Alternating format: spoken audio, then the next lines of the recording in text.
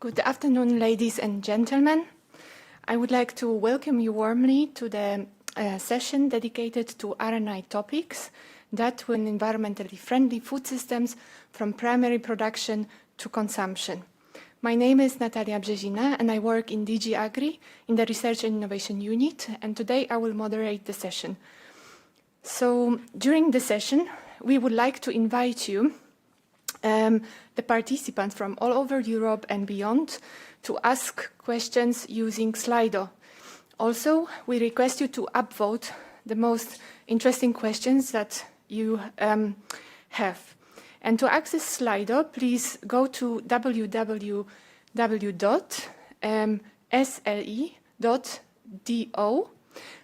and insert the hashtag CL6InfoDay to join the event. And then select the room of the destination to fair, healthy, and environmentally friendly.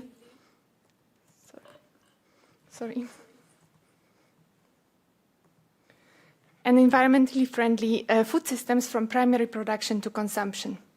Or you can simply also scan the QR code and select the appropriate room.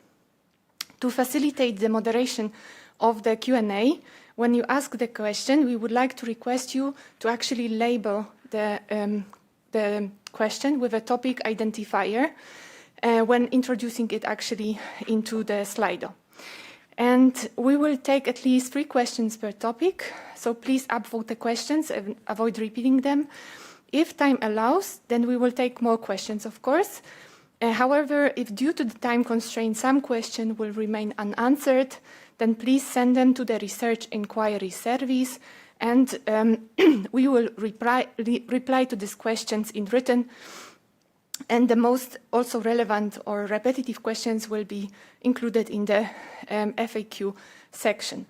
So during the session, we will favor the questions that are related to the topics, and general questions related to Cluster 6, evaluation, please submit them to Research Inquiry Service. So what is actually on our agenda for this afternoon? The 2 calls of the destination, the single stage and the 2-stage call. And next slide, please. We will be presenting you topics under the destination, farm to fork. The topics under destination actually are grouped in 4 headings: enabling sustainable farming, enabling sustainable fisheries and aquaculture, transforming food systems for health, sustainability and inclusion, and targeted international cooperation. At this session, the colleagues will be presenting to you shortly the 20 topics included in the year 2022 in 5 batches that are consisting of several topics. And actually, after each batch of topic presentation, we will open the Q&A discussion using Slido. Next slide. Yeah. You may ask, why actually this destination, and why these headings, and why these topics? So let me explain first the intervention logic, starting from the policy priorities. National, EU, and global food systems are facing sustainability challenges from the primary production to consumptions that could actually jeopardize our food and nutrition security. Therefore, the Farm to Fork strategy, which is actually a key initiative to the success of the European Green Deal and achievement of the UN Sustainable Development Goals, aim to support transition to food systems that are sustainable in all 3 dimensions: economic, environmental, and social. And at the heart of the strategy are also the new Common Agriculture Policy and the Common Fisheries Policy, with ambitious objective to enable sustainable primary production, agriculture, fisheries, and aquaculture. And research innovation are actually key drivers steering and accelerating the transition to sustainable, safe, healthy, and inclusive food systems from farm to fork, thereby also ensuring food and nutrition security for all of us. Also, in the new Common Agriculture Policy, knowledge exchange, innovation, and digitalization is a cross-cutting objective. But today, we are not starting from scratch. We have recognized the role of research innovation already a while ago, when we have set our R&I priorities in the long-term strategic approach to EU agriculture, research, innovation, in the newly adopted strategic guidelines for sustainable and competitive EU aquaculture, as well as the Food 2030 initiative. So following the EU policy and research innovation priorities, one of the 6 expected impacts for Cluster 6 that we have set in the first Horizon Europe strategic plan for 2021 and 2024 reads as follows: food and nutrition security for all within planetary boundaries is ensured through knowledge, innovation, and digitalization in agriculture, fisheries, aquaculture, and food systems which are sustainable, resilient, inclusive, safe, and healthy from farm to fork. This expected impact, included in the strategic plan, has been directly translated into the Cluster 6 destination: fair, healthy, environmentally friendly food systems from primary production to consumption. And all the calls actually in topics then correspond to the destination. Next slide. In the destination, we have unpacked this broad expected impacts into more specific expected impacts. And the proposals for topics under this destination should set out actually credible pathway to those impacts, to sustainable farming systems, to sustainable fisheries and aquaculture, and to sustainable, healthy, and inclusive food systems, delivering co-benefits for climate, environment, people, businesses, healthy nutrition, and empowerment also communities. Please note that in each topic there is a link established between the expected outcomes of the topic and the political priorities, as well as the expected impacts as set in the destination. Next slide, please. So following the specified expected impacts in the destination, the topics under these 2 calls and destination have been actually organized under 4 corresponding headings. So under enabling farming systems, we have 8 topics and a budget of around 80 million euro. Under enabling sustainable fisheries and aquaculture, there are 3 topics with 40 million euro. Transforming food systems for health, sustainability, and inclusions, there are 5 topics with 57 million euro. And the EU also aims to promote a global transition to food systems.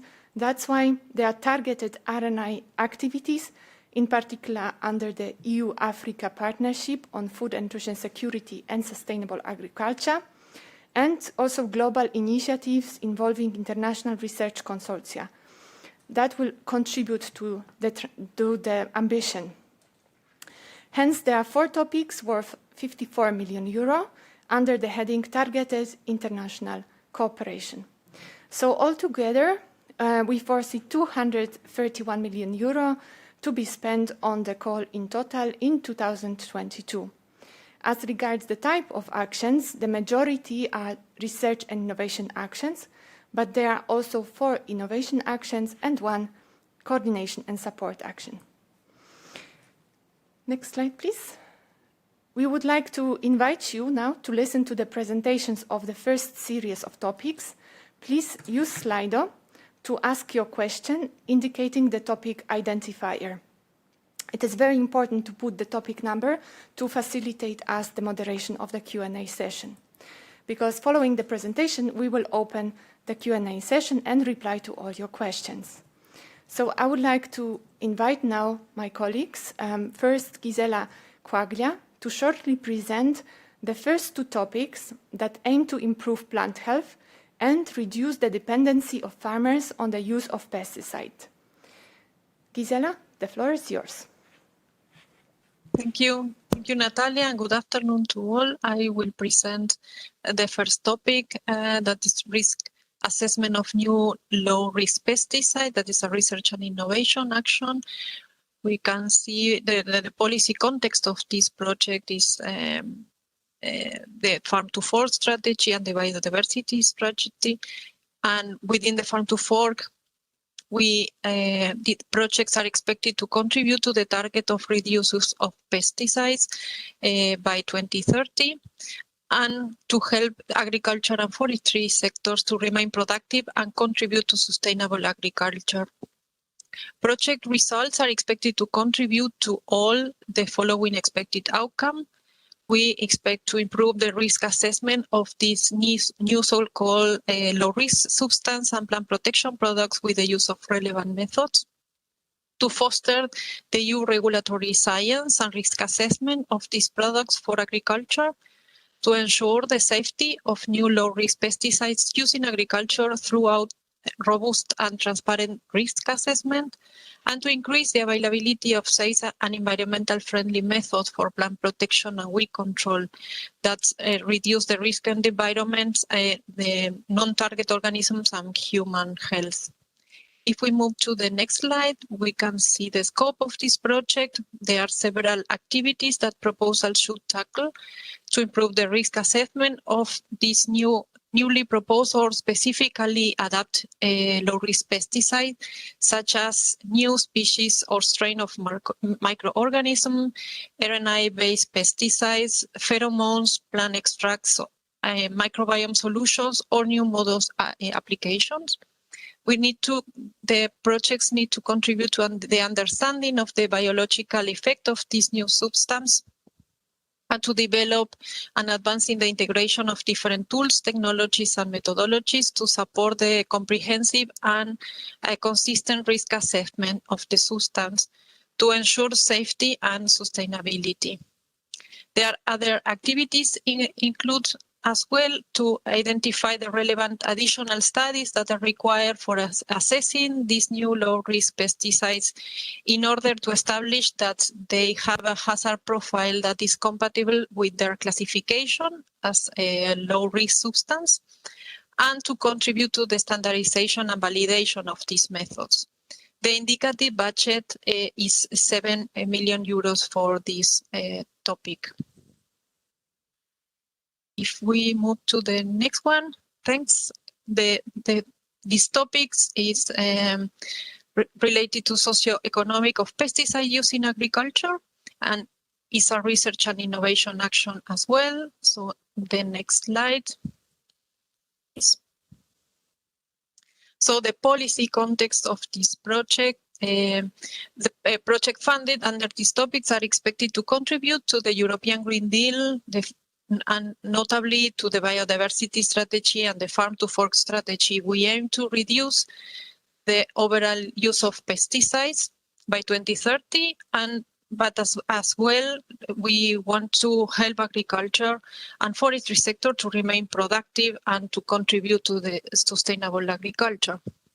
The expected outcome of these projects are expected to contribute to identify opportunities and barriers to increase the uptake of integrated pest management and low input pest management as well, to increase the understanding of the impact of current pesticide uses, practices, and propose alternatives on the agriculture sector, to develop throughout understanding of farmer decision-making, governance aspect, and consumption patterns behind the integrated pest management and low pesticide use practices, to support the design of relevant related policies to achieve these targets of the farm-to-fork strategy and the biodiversity strategy, and to help us to strengthen transdisciplinary research and integrate scientific support for relevant policies and priorities.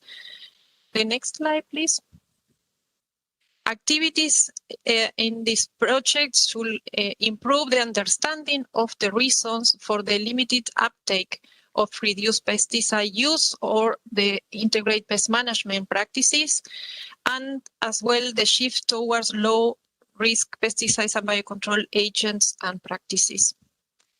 The project should propose alternatives at different scales from field to landscape and rural areas to analyze sociological and economic drivers and also the unintended consequence of changing practices, to analyze the consequence of ongoing development of resistance to the use of pesticides, and the competitiveness of goods producing chemical-free or low pesticide agriculture. There are some important aspects to consider in this project, that the proposal must implement the multi-actor approach, so needs to include the knowledge and the needs from different sectors.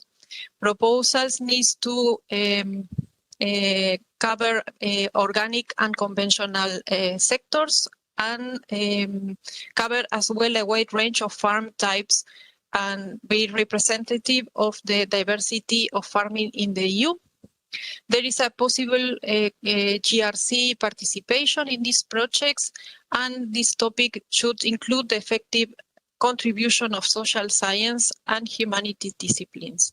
The indicated budget for this project is 6 million euros. Thank you. Thank you very much, Gisela.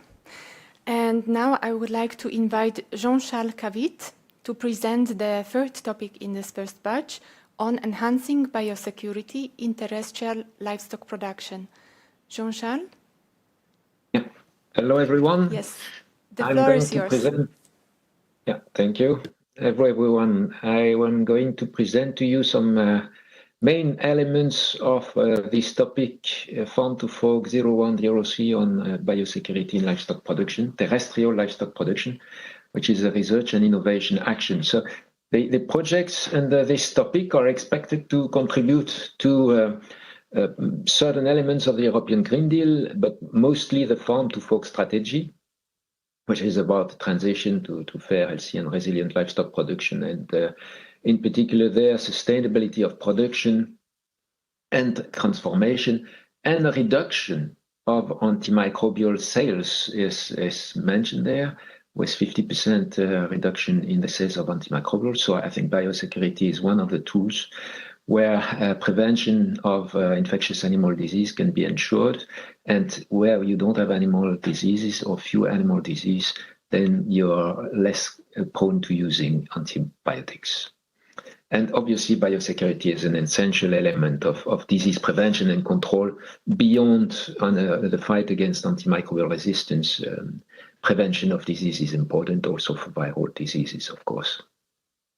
The expected outcomes for the projects under this topic is, on one side, improving the capacity of actors, be it policymakers and other relevant actors, to prioritize and implement biosecurity measures in different production systems, on farms, and other places where animals are handled.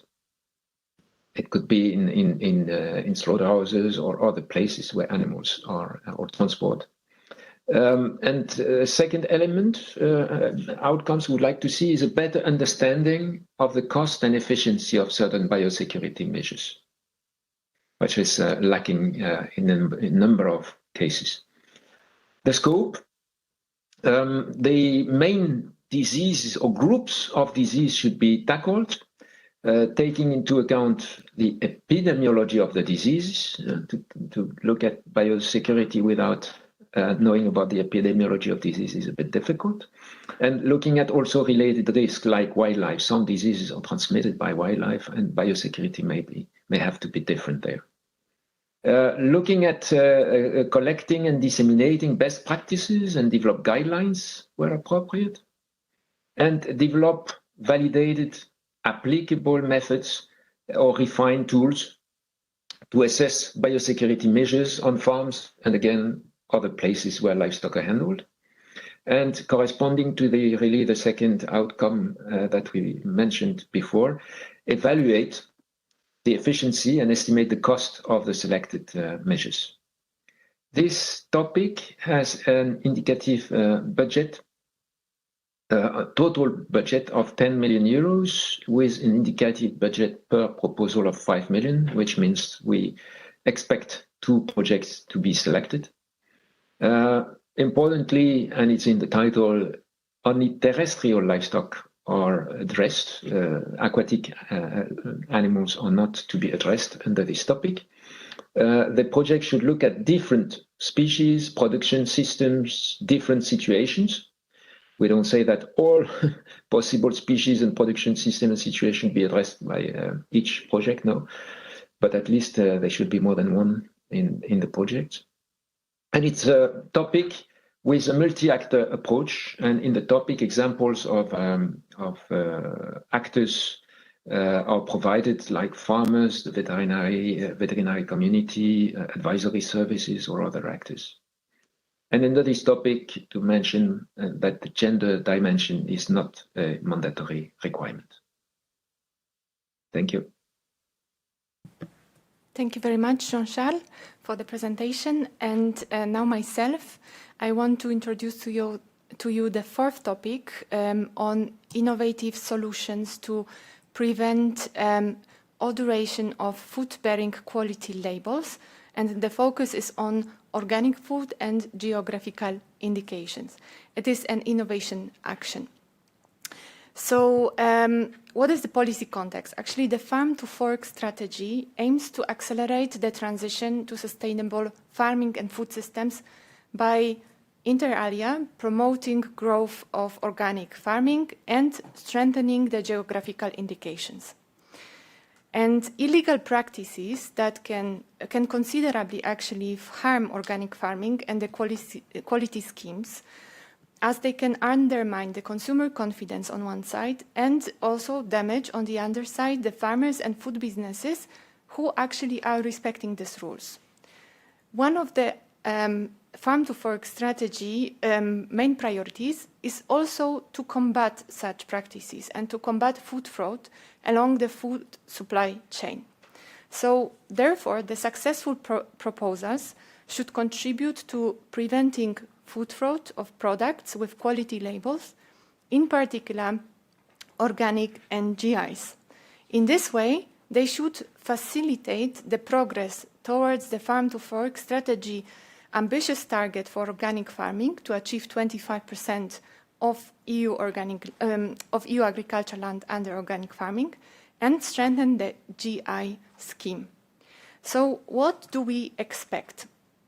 First of all, widespread use of new and improved tools for rapid and cost-effective verification of claims related to food products of plant and animal origin with quality labels. Then also unlocked potential of new technologies and other innovative approaches that cost-effectively enable traceability and transparency along the supply chains of quality labeled food. Also, the improved functioning and effectiveness of the control systems in member states and associated countries, and the EU's legislative framework for organic and GIs. We want also to see increased data availability, interoperability and use, and also improved analytical capacity for the data, for enhanced traceability and transparency along the supply chains of quality labeled food. And finally, all of this should lead to well-informed decision-making for improved climate, environmental, economic, and social sustainability along the supply chains of quality labeled food. Next slide. What is then in the scope? So the proposal should investigate the current fraud practices affecting quality labeled food products, including their root causes and obstacles actually to eradicate them. Then develop or improve, test, demonstrate, and pilot promising innovative low-cost methods, tools, and approaches to authenticate and or trace quality labeled food products, as well as improve the transparency of their supply chains from farm to fork. Also, to explore the potential of various technological and non-technological innovations and their combination, and take into account the heterogeneity of the product sectors and supply chains and contexts. It is also important to investigate the barriers and incentives to actually scale up the use of the innovative solutions and assess the positive as well as the negative impacts of these solutions on the different actors in the food supply chains, and develop a system to increase availability of and access to relevant data, promote data harmonization, and improve the ways in which data are stored. And please explore also ways to advance the data analysis, use interoperability and security of data to enhance fair transparency and support better decision-making for improved sustainability along organic and geographical indication food supply chains. Finally, please disseminate innovative solutions and provide recommendations for relevant actors in the public sector and business. So thank you very much for your attention. And now I would like to open the Q&A discussion with our experts. And I would like to ask my colleague Agata Pienions, our Slido animator, to ask the questions. Thank you, Natalia. Just let's move to the questions which are also visible to the participants. And I would like just to encourage all of you to ask questions to the topics. You have the chance to ask the questions. We don't have that much now, but I would like maybe, Natalia, to invite you to ask with the general question we received now. It's about the definition of the sustainable.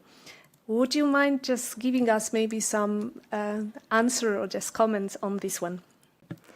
Thank you very much. It's actually an important question, and it's a question that is debated widely.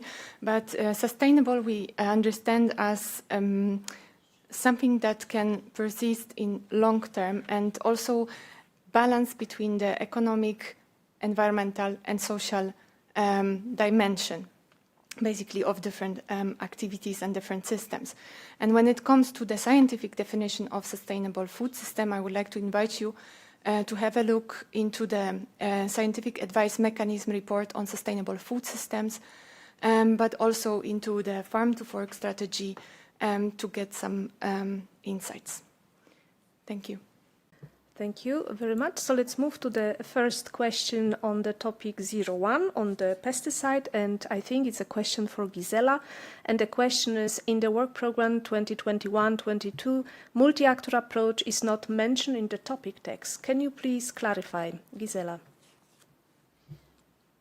Yes, thank you for the question. Indeed, this topic has that doesn't have the condition of being a multi-actor approach. So it's not mentioned in the topic text, and I think that I haven't mentioned in my presentation either. So this is not a multi-actor project.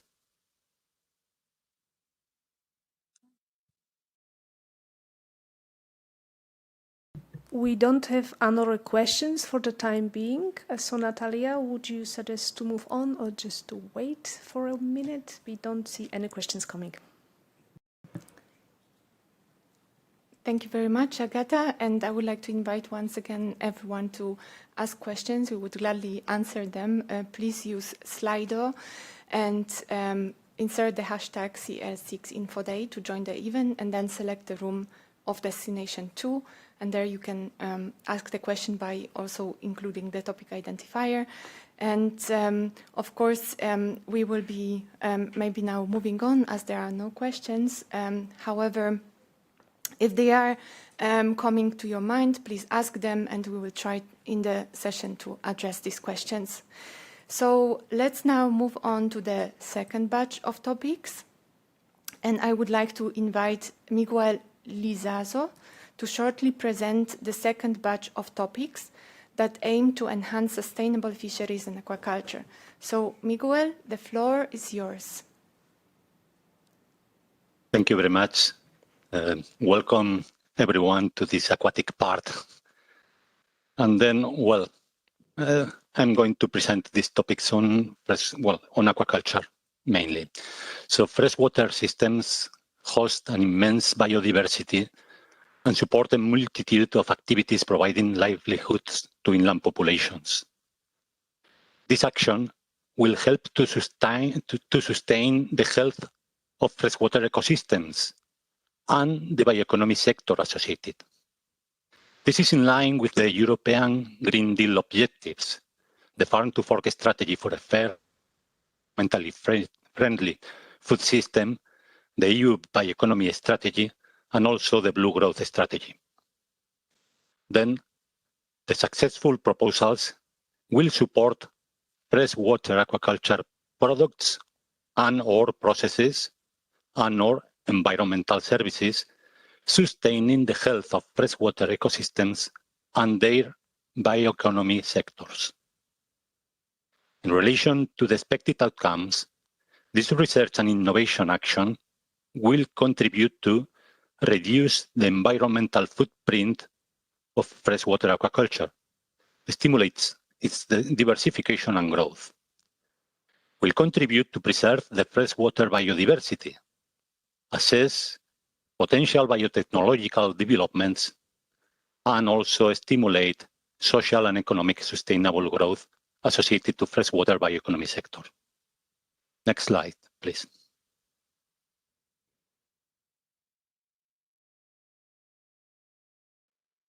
So, the scope of this action include lakes, ponds, and rivers. Those require a transition to more sustainable and environmentally friendly, productive ecosystems.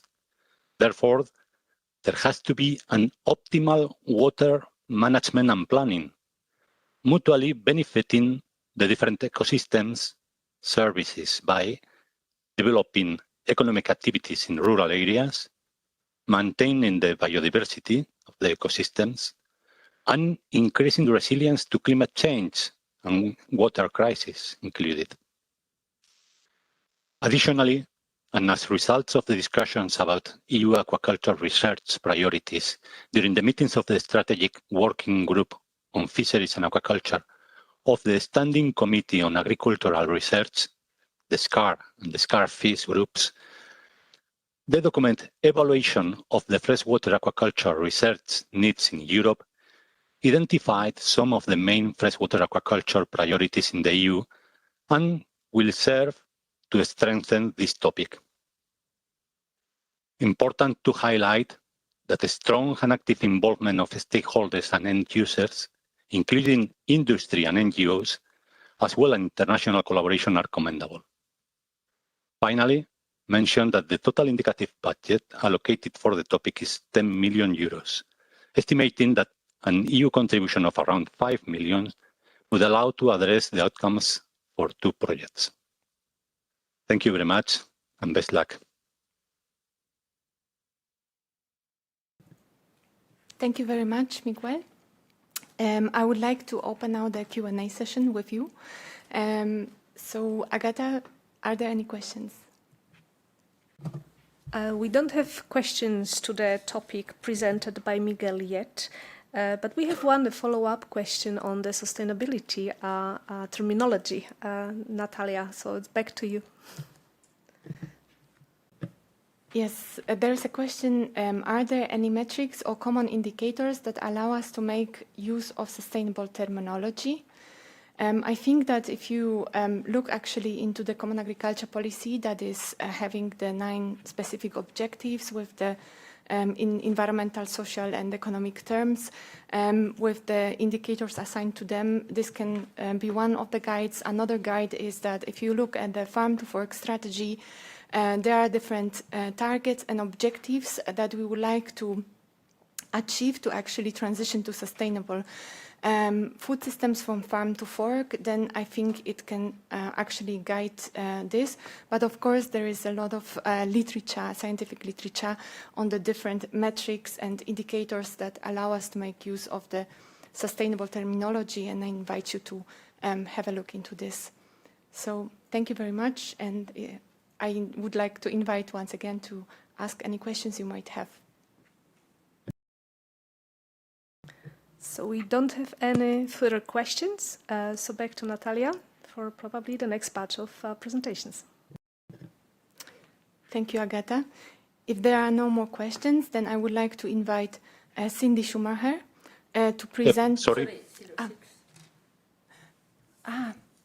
Well, in the previous batch, there is another topic dealing also with aquaculture research. Excuse me, Miguel. Yes, please. No, sorry. No, fine. No. So thanks. So, well, let's go for it. Okay. Thank you very much, Natalia. So, well, the next topic dealing with the aquatic world is related to biosecurity, hygiene, and best practices management. So, in the aquaculture sector, the great variety of species and production systems hinders the implementation of good husbandry practices tailored to each situation.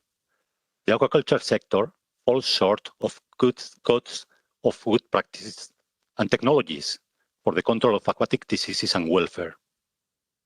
Meanwhile, parasites, virus, and microbes often have devastating effects when they infect fish or shellfish farms. The welfare factor is more and more important in our society. In line with the European Green Deal objectives, the Farm to Fork strategy for a fair, healthy, and environmentally friendly food systems, the EU bioeconomy strategy, and also the Blue Growth strategy, the successful proposal under this topic will support research and innovation on animal health and welfare in aquaculture to contribute to an environmentally friendly, inclusive, safe, and healthy seafood production. In relation to the expected outcomes, the research and innovation action will contribute to innovative and less invasive disease prevention methods, monitoring, control, and treatment approaches. We'll advance the knowledge about how farm fish react to farming conditions and their effects on their welfare and growth. We'll improve farming practices and also the professional skills and competences. Next slide, please.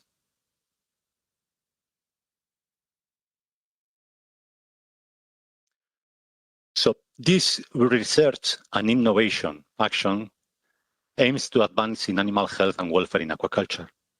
The scope includes the support of environmental and economic sustainability in aquaculture production, improving the early detection, prevention, and control of aquatic diseases, as well as the fish welfare. So this is targeting the aquatic animals, the aquatic production, not the land production, the livestock production. So it's addressing farming for fish and shellfish, mostly. Research under this topic should develop innovative aquaculture approaches to achieve the highest possible health and welfare standards in production, including breeding, nutrition, alternative disease control methods, or increased biosecurity. And additionally, in the frame of the Standing Committee of Agricultural Research, the SCAR group, recent studies supported the development of the strategic research agenda for disease management and prevention, as well as investigated the main research gaps on fish welfare in aquaculture. The results of these studies, provided by SCAR Fish, will serve to strengthen this topic. Important to highlight that a strong and active involvement of stakeholders and end users, including industry and NGOs, as well as international collaboration, are commendable. Finally, mention that the total indicative budget allocated for the topic is 12 million, estimating that an EU contribution of around 6 million euros would allow to address the outcomes from 2 projects. Again, thank you very much, and best luck to you. Thank you very much, Miguel. And now I would like once again to open the Q&A discussion with you on the 2 topics. And we actually have one question, so I give the floor to Agata. This is a question to Miguel on the topic 05, and the question is, can technology development for improved aquaculture processes be included in a proposal? Miguel, the floor is yours. Well, in fact, we are looking for technology development, but the point is it has to be framed into the targets, into the scope of the topic. That is, for this topic is fish health and welfare. So if this processes are related to fish health and welfare, they could fall under this topic. Thanks. I don't know if this is clear. So we have another question. Yeah, we cannot consult the person who asked the question, so we assume is it clear. But Miguel, there is another question on the next topic you presented, topic 06. And the question is, do healthy and safe production include the monitoring of chemical contaminants in the final product? Miguel. Well, again, it could fall under the scope of this topic. But I have to say that it would fit better with the fresh and water topic, the previous topic. On this topic, could feel better alternative antimicrobial use and the reduction of antimicrobial use. So this is related, but again, it has to be linked to the objectives and the scope of the topic. So it could fall also under this topic, but needs to be related to the animal health and welfare, and it's mentioned a reduction or discovery or research on alternative microbiological substance. So good. Miguel, we have still a few questions coming. Yes. Is the focus limited to fish and shellfish, or can other species be included? Yeah, 06. Well, mainly is we try to open the scope, but the main priority gaps and demands from the sector are related to fish and shellfish. Another species could be included if the need and the need and the demand are well funded. So this is related to the impact, and this is up to the experts' evaluation. So it could be included, or this other species could be included, but we are targeting the main gaps and demands from the sector. Next question is, which research priorities are defined in the SCAR study? So the study is quite complex, and that's why we are using this study, because the sector is quite complex. So we prefer not to just develop 10 or 15 scopes, but they are clearly defined on the SCAR study. So I invite you to consult this document and then see the conclusions and the document per se. And there are very different needs for different sectors. So, it's self-explained. So I have to invite you to contact or to check this document. Yes. There are still two questions, Miguel, for you, and if you can answer. You mentioned two projects should both address both welfare as well as the prevention. Two projects should both address, yes, in fact. So we are in the thinking that actions with 6 million should address or could address health and welfare together. So, two projects. There will be two projects, each of them funded with 6 million euros, and both of them dealing with welfare and health issues, including detection, prevention, and control of diseases. And the last question I can see is, can the topic support the development of new vaccines and administration strategies in aquaculture? For sure. This is one area that we expect to be covered, and especially dealing with prevention of diseases and the administration strategies dealing with welfare, maintaining the welfare of status of the farm animals, of the farm fish. Thank you very much. And Miguel, invite. go ahead. There is still a question on the topic 05. It's about the research priorities definition in the SCAR study.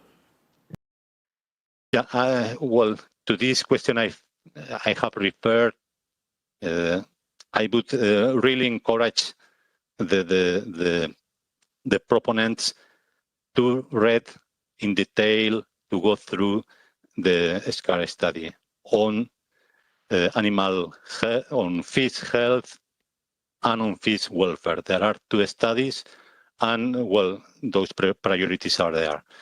Priorities, well, are quite a long list and depends on the different sectors.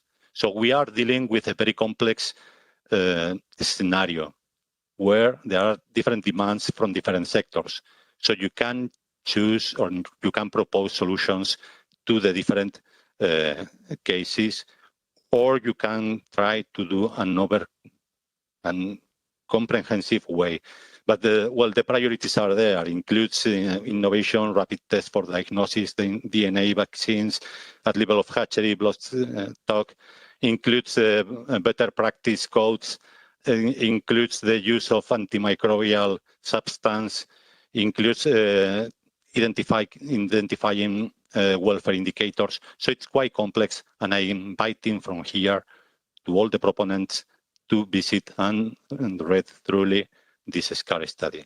We have been funding these actions just to support research. Now we are implementing the research that they have gathered, and I think this is a quite nice approach, taking into account that these studies have been provided by the sector, by research institutions, by the industry, and different stakeholders. Thank you, Miguel. We don't have any further questions on the topics presented 0506, but we have one question on the topic 03, and as we have a little bit time, so this is a question to Jean-Charles on the topic related to enhancing biosecurity in terrestrial livestock production, and the question is, the proposal should approach a minimum of one production system for an animal species or more than one possible system? So it's a question mark. Jean-Charles, please go ahead. Yes. Hello. I think the requirements, if you could show the slide, but no, it's short. If I remember well on the slide, it says different production systems. That's what the topic says, basically, as an extract of it. So it means more than one species and production system should be tackled by the projects. Yes, tools, biosecurity, and other places. And here it says different species, production systems, and different situations. If I look at the topic itself,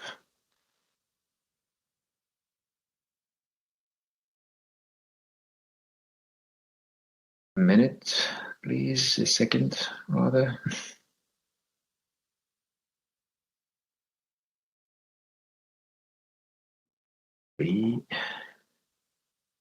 These, yeah. The proposals should address different terrestrial animal species and production systems and different situations. The proposals, which means that more than one system and more than one species should be tackled by each proposal. This is the answer. Thank you, Jean-Charles. So we don't have further questions to the past topic, so we can move on to the next presentations. Thank you. Thank you very much, Agatha and colleagues, for replying to the questions. I'm really happy to see actually questions coming in, and because this is actually the aim of the session, so please ask us questions. And I would like only to clarify before we go to the next batch, actually I forgot to add also that there is the global indicator framework for the SDGs, so the Sustainable Development Goals, that includes 231 indicators. And I think that they are also good reference for internationally agreed definition of what we mean by sustainability. So having said that, I would like to now go to the next batch of topics, and I would like to invite Cindy Schumacher to shortly present the first topic, number 7 in the third batch of topics, that concerns alternative proteins, and food environment. Cindy, the floor is yours. Thank you very much. Can you move some slides, please, because this is still the previous presentation. Yeah, this one, exactly. All right. Okay, so good afternoon, everybody. I'm Cindy Schumacher, and I will talk about food environments, but related to alternative proteins. So, yes, that's a correct slide. So in line with the European Green Deal priorities, the Farm to Fork strategy and the EU's climate ambition for 2030 and 2050, the successful proposal will support research and innovation to transform the food systems through the promotion of the production, provision, and safe consumption of alternative sources of proteins and dietary shifts towards sustainable healthy nutrition. So the food environment makes the link in between food supply and diets. So much more research and innovation is needed on food environments to ensure that environmental sustainability and health objectives can be achieved. So the proposals are expected to contribute to all of the following outcomes. So this topic is really about accessibility and availability of alternative proteins. So we need to improve the effectiveness and efficiency of food environments to ensure that people have choices in terms of alternative proteins to foster then a dietary shift. So the outcome of this topic should also focus on two elements. The first one is an overall improvement in public health as a result of this shift toward healthy, sustainable and diversified dietary patterns in line with national dietary advice. First one. And the second one is reducing the environmental burden of European diets. So next slide, please. Yeah. In terms of scope, I will only mention a couple of elements to be considered, but you can find everything in the topic text. So the first element is to empower the middle part of the food system to shape the food environment toward sustainability EU-wide through the provision of a diverse diet based on alternative sources of proteins. This means that the proposal should work on diversifying the offering in terms of alternative protein sources and diets everywhere and for everybody. The proposal should also develop industry-ready processes to sustainably produce food based on alternative proteins with sensory characteristics and nutritional value that will then be accepted by the consumers. And they should also develop a typology of food environments across Europe and identify the enabling factors for positive transformative change to healthy and sustainable diets. And another element that I will mention is assessing the tools and instruments necessary to increase and vary the provision of alternative protein foods. So other elements quite important elements to be considered as well, the multi-actor approach, the promotion of international cooperation, building on and expanding the results of past and ongoing research projects, and the effective contribution of social science and humanities disciplines. So now in terms of budgets, we estimate that the EU contribution of around 12 million euro for a project would allow these outcomes to be addressed appropriately, but of course, it does not preclude the submission and selection of a proposal requesting different amounts. Thank you very much. Thank you very much, Cindy, for the presentation. And now I would like to invite Linda Salame to shortly present the topic number 8 on research and innovation for food losses and waste, prevention and reduction through harmonized measurement and monitoring.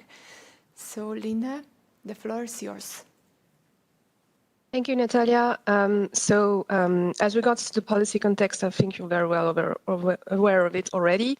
Here, that there is an action plan in the Farm to Fork strategy, and especially two actions as regards to food waste. And one of them is setting up EU-level targets for food waste reduction. Another thing I would like to flag in the policy context is the Sustainable Development Goals, and especially SDG 12, which aims at reducing by half the per capita global food waste at the retail and consumer levels, and aims at the reduction of food losses along production and supply chains. The main issues that we are trying to address here with this topic is the issue of food waste measurement, because we have a strong need for robust and reliable measurement and monitoring of food loss and waste, and it is key to tracking progress made over time and to inform the development and implementation of strategies and actions to reduce food loss and waste. So the expected outcomes, as you can see there, are to have a successful implementation of of food waste measurement across Europe, and to have a robust measurement of the magnitude of food losses at the primary production stage. So here you can see there are two areas, area A on food waste and B on food loss. Another expected outcome would be to better understand the drivers and the root causes of food losses at the primary production stage, which would enable us to identify better ways to prevent and reduce primary production stage. In a more general way, we are expecting area A and area B to provide knowledge-based for better and well-informed policy and business strategies for preventing and reducing food losses and waste. Next slide, please. So in terms of scope, in area A, it is about data collection, cost-efficient food waste relevant data collection. This would have to be based on a large number of varied sources. And here the development and testing of new technologies and tools along the food systems are expected. This would improve the understanding of food waste profiles at European and national level. And area B is focusing on food loss at a primary production stage. So it's also about data collection, developing tools and methods for measuring food loss. This would have to be done across a large enough sample of diverse farms, production systems, and value chains, including organic, agroecological, for example, value chains. This would have to be done for a wide range of the most important commodities across several years and in all member states.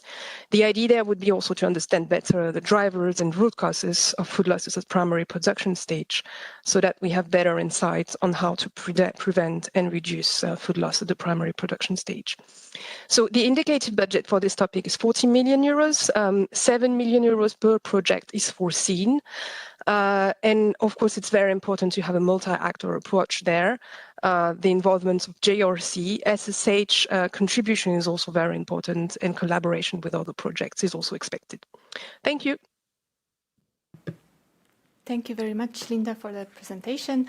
And now I would like to invite Cindy Schumacher, who is replacing today our colleague Magda Gajdzińska, to shortly present the topic number 9 in the third batch of topics on microbiome. So, Cindy, the floor is yours. Thank you, Natalia. Okay, so I'm going to talk now about microbiomes in the food production systems. But first of all, please note that indeed, as Natalia mentioned, I am replacing my colleague who could unfortunately not be with us today, which means that it's going to be a bit complicated for me to answer your questions. So I would really invite you to ask your questions directly in the research inquiry service, and so that we can answer in writing as soon as possible. Okay, so so again, for the policy context, this is still in line, obviously, with the European Green Deal priorities, Farm to Fork strategy, the climate ambition for 2030 and 2050. So we expect, again, the proposal to support R&I in microbiome-related research. So the proposals are expected to contribute to the following outcomes: more nutritious and diverse plant-based food produce and products based upon diverse microbiomes, knowledge that leads to microbiome-based understanding as needed by the industry on the interaction of plant microbiomes with animal and human microbiomes. And this is within the context of animal-human health effects and of plants hosting plant, human, and animal pathogens or other microorganisms causing quality and safety problems. That's two. The third one is an enhanced translational research, which generates and applies knowledge that can improve human health and environmental practices and contributes to yield stability and food and nutrition security. And finally, strengthen relationships between all actors involved in our food systems by offering transparency of business strategies.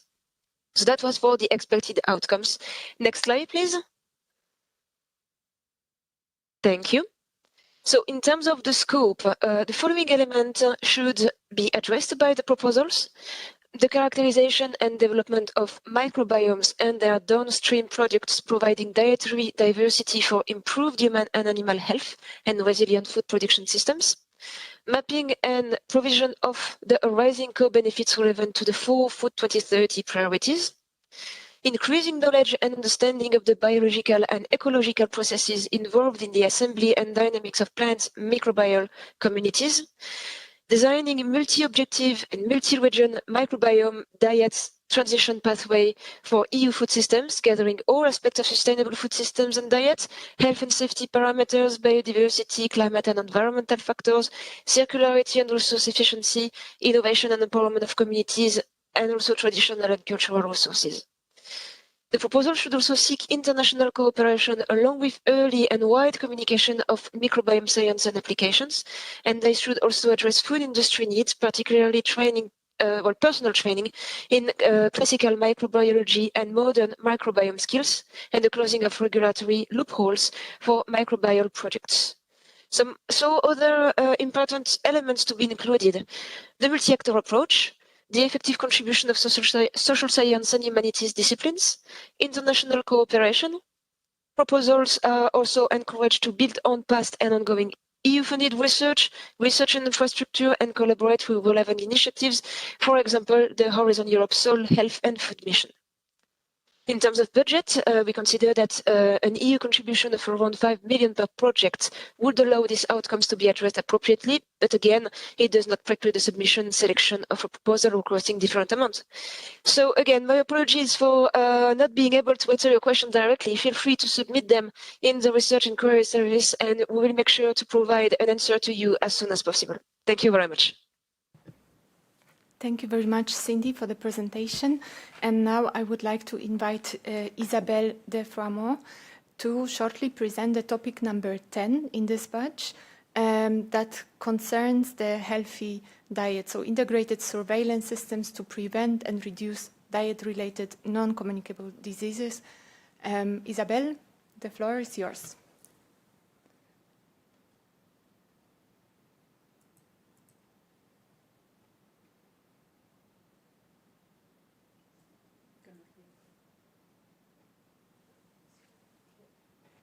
Do we have any connection problem with Isabelle? Isabelle, can you unmute yourself, please? Okay.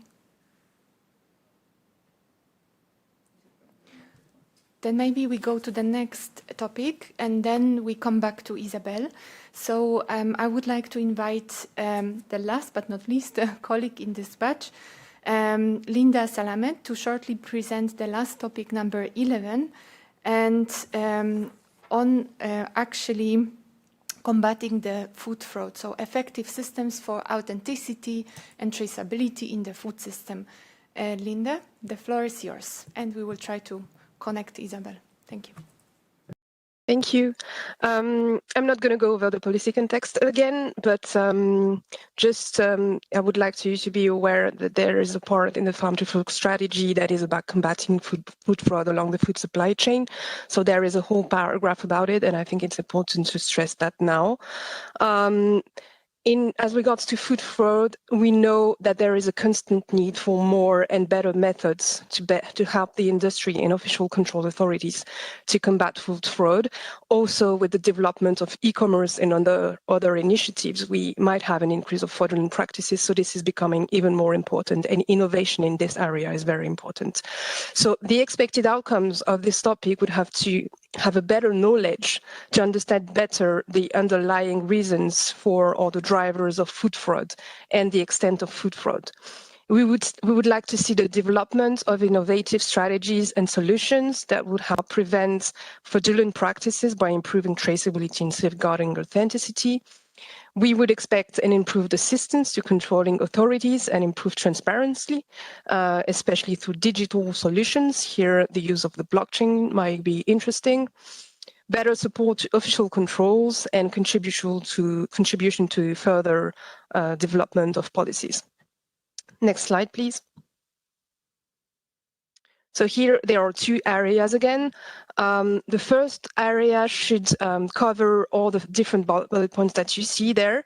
The first one would be to develop short, medium, or long-term strategies for closing gaps in research, addressing various aspects of food frauds. We would like to understand better the societal and economic drivers of food fraud, for example. We would like to have a better quantification also of the economic dimension of food fraud and to understand better the behavior of food criminals. We would expect also translational research on fraud detection methods, the development of food fraud detection tools, real-time analytical methods, and in situ also methods to enable better transparency along the food supply chain. And the development of a platform that would enable the sharing of information among stakeholders along the supply chain as well. In Area B, next slide, please. In Area B, we would expect the development of an early warning system for the detection and possible further prevention of fraudulent practices, the creation of a central database that would improve fraud production and enforcement actions at the enforcement level, and the investigation of the drivers of food chain stakeholders towards adulterated food. So the budget for this topic is 10 million euros. One project is foreseen to be funded. The multi-actor approach is, again, important. SSH, collaboration with other projects, and collaboration with JRC, of course. Thank you. Thank you very much, Linda. I would like to check whether we have already connection with Isabel. Isabel, are you here with us?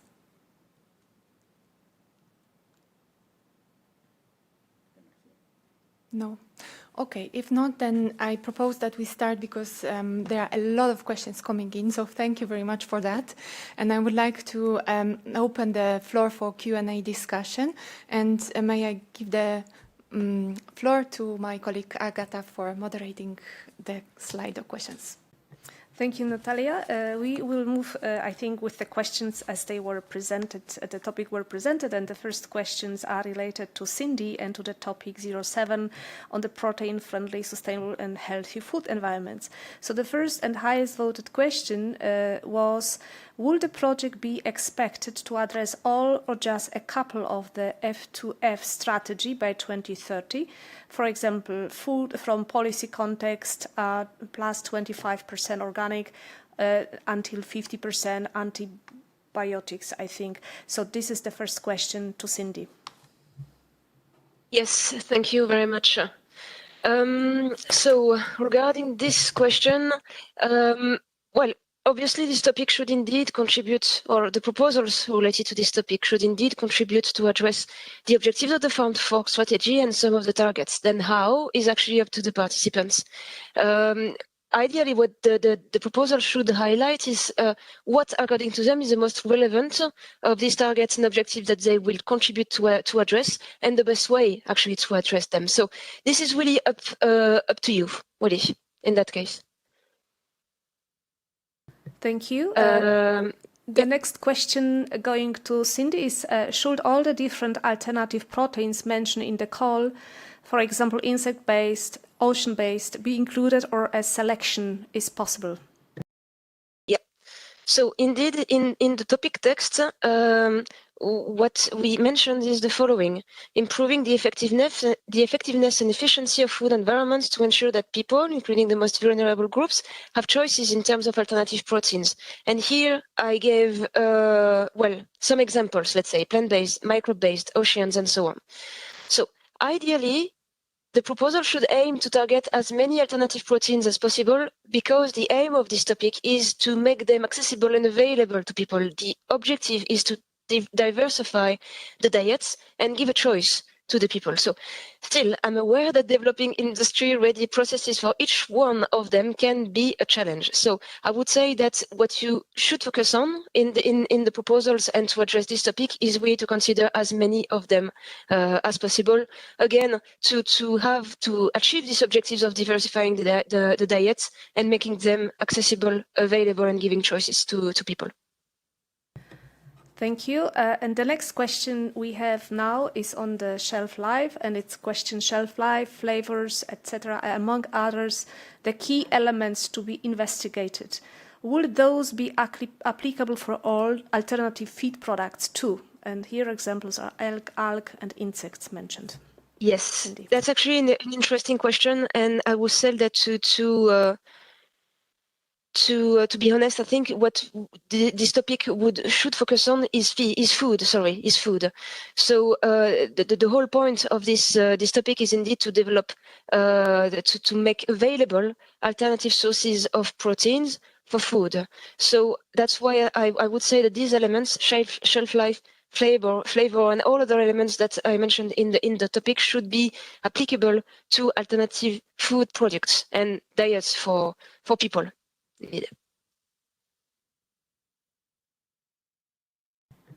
Okay, the next question we have here, maybe we go to this one. The question which has been answered on this one. So the next question is, in the expected outcomes, the most vulnerable groups are mentioned as a target. How are they defined? Cindy. Yeah, good question as well. So the most vulnerable groups, when we talk about diets, it depends a lot on, for example, on sex, on age, on health history. And so that's why I would say that the most vulnerable group should not be, let's say, I would say not the regular, how can I say, not even regular people, but I would say, for example, young children or people with disease, people with a history of health issue. This is a diet for these people will be a bit different to a diet that, for example, for someone like me. That's why I think that it is quite important to pay attention to the fact that people have different needs and different preferences based on different parameters, like again the age or sex or health issues. So that's I can't give you a precise definition of most vulnerable groups. What is important here is to consider all, let's say, everybody, the whole population, taking into account their specific needs. The next question, Cindy, to you. We need the producer in this topic, Farm to Fork 07. Can proposals include strategies to motivate producers to grow protein-rich cultures? Well, this topic, it's true, is more targeted toward the middle part of the food systems. So in between production and consumption. However, it is true that in part of the text, I think there is part of the text, let me just find it. There is a part saying that we need to take into account and check basically tools and instruments necessary to increase and vary the provision of alternative protein foods and so on. Obviously, I think that the middle part of the food system, since it connects two groups of actors, it would indeed make sense to actually take into account the producers, for example. That could be a good idea. It is true that I did not foresee that in the topic, but if the proposals think that it's a plus, it's how can I say, a good thing to consider, and it would make more sense toward the rest of their idea, their proposals to address this topic, then yes, of course, why not? After all, we are working on food systems. So it's true that all these different actors of the food systems need to be considered. Thank you. And we still have two questions for you, Cindy. The next one is in the call text. It is mentioned that there is a link with projects funded under another topic, and the topic mentioned here is LC SFS 17/2019. The question is, in which way this link could and should be demonstrated in the proposal? In which way this link should be? Oh, okay, yeah, fair enough. Okay, so the idea would be to actually connect the dots. This call in 2019 actually led to the funding of 4 projects on alternative proteins, and each one of these projects actually focused on 1, 2, or 3 different alternative proteins. So the idea would be to not reinvent the wheel. It will be interesting, I think, for the proposals to plan in, for example, it could be in a communication, in their communication strategy, or in another work program that is actually up for the participants to define it. But I think that it will be important to connect the dots and to make a link with past projects that have been funded under the same theme, which is actually alternative proteins. So yes, I think this is how you could do it. You could, for example, plan to have events. You could, for example, not rely, but have a look at the outcomes of this project and build on these. So these are just examples. The way you're going to use it is completely up to you. But I do think that since we funded projects in the past about alternative proteins, it would be a pity to not take them into account. And the last question for this topic is about the technology readiness level. And the topic's text is requiring TRL 6 or 7 at the end of the project. Can we have examples? Cindy. So examples, it's hard to say, but TRL 6 and 7 are basically TRLs for, let's say, the demonstration level. So a technology that is then applied in relevant environments. So why this TRL? Well, because we expect the proposals to define, to develop, and also to put in place industry-ready processes to sustainably produce food based on alternative proteins. So then how it's going to be done, what exactly should be put in place, again, this is up to the participants. But this is a reason why we have, let's say, a relatively high TRL. It is an innovation action. So we expect indeed to have processes put in place to enable to improve the food environments and to make sure that these foods and diets based on alternative proteins are available to people. Thank you very much. We would like, thank you, Cindy. I think we don't have further questions to this topic. We would like to move now to the next topic, which is the 08. And we have few questions which we would like to show to you. So the first question relates to, so it's question to Linda and Natalie.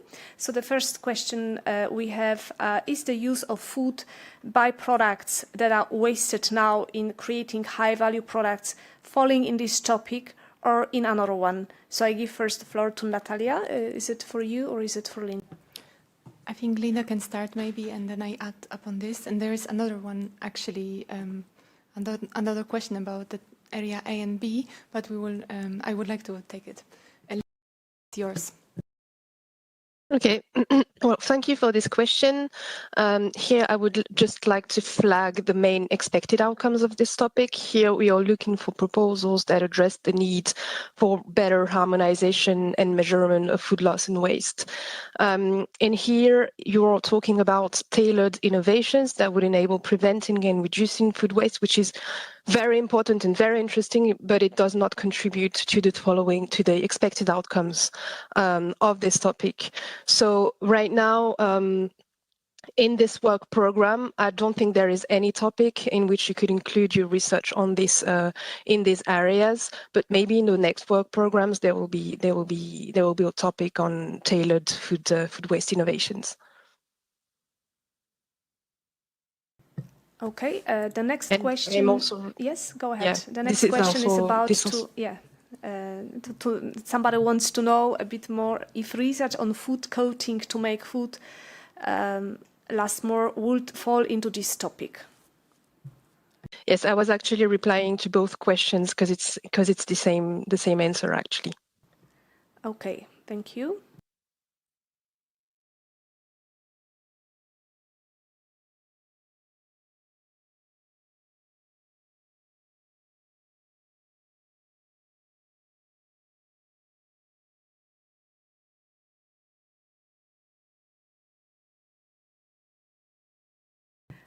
We don't have further questions to topic 08.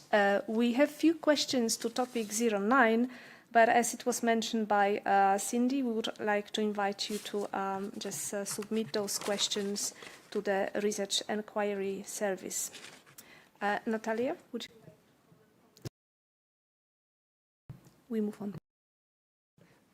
Yes, thank you very much. And indeed, I would like to request you to redirect all these questions that you see on screen and that you have posted on the topic 09 to the Research Inquiry Service, and we will ensure to provide you with written feedback on the questions that address this. And I would like only to add on one question that I have seen on the coverage of area A and B under the topic 08 on food losses and waste.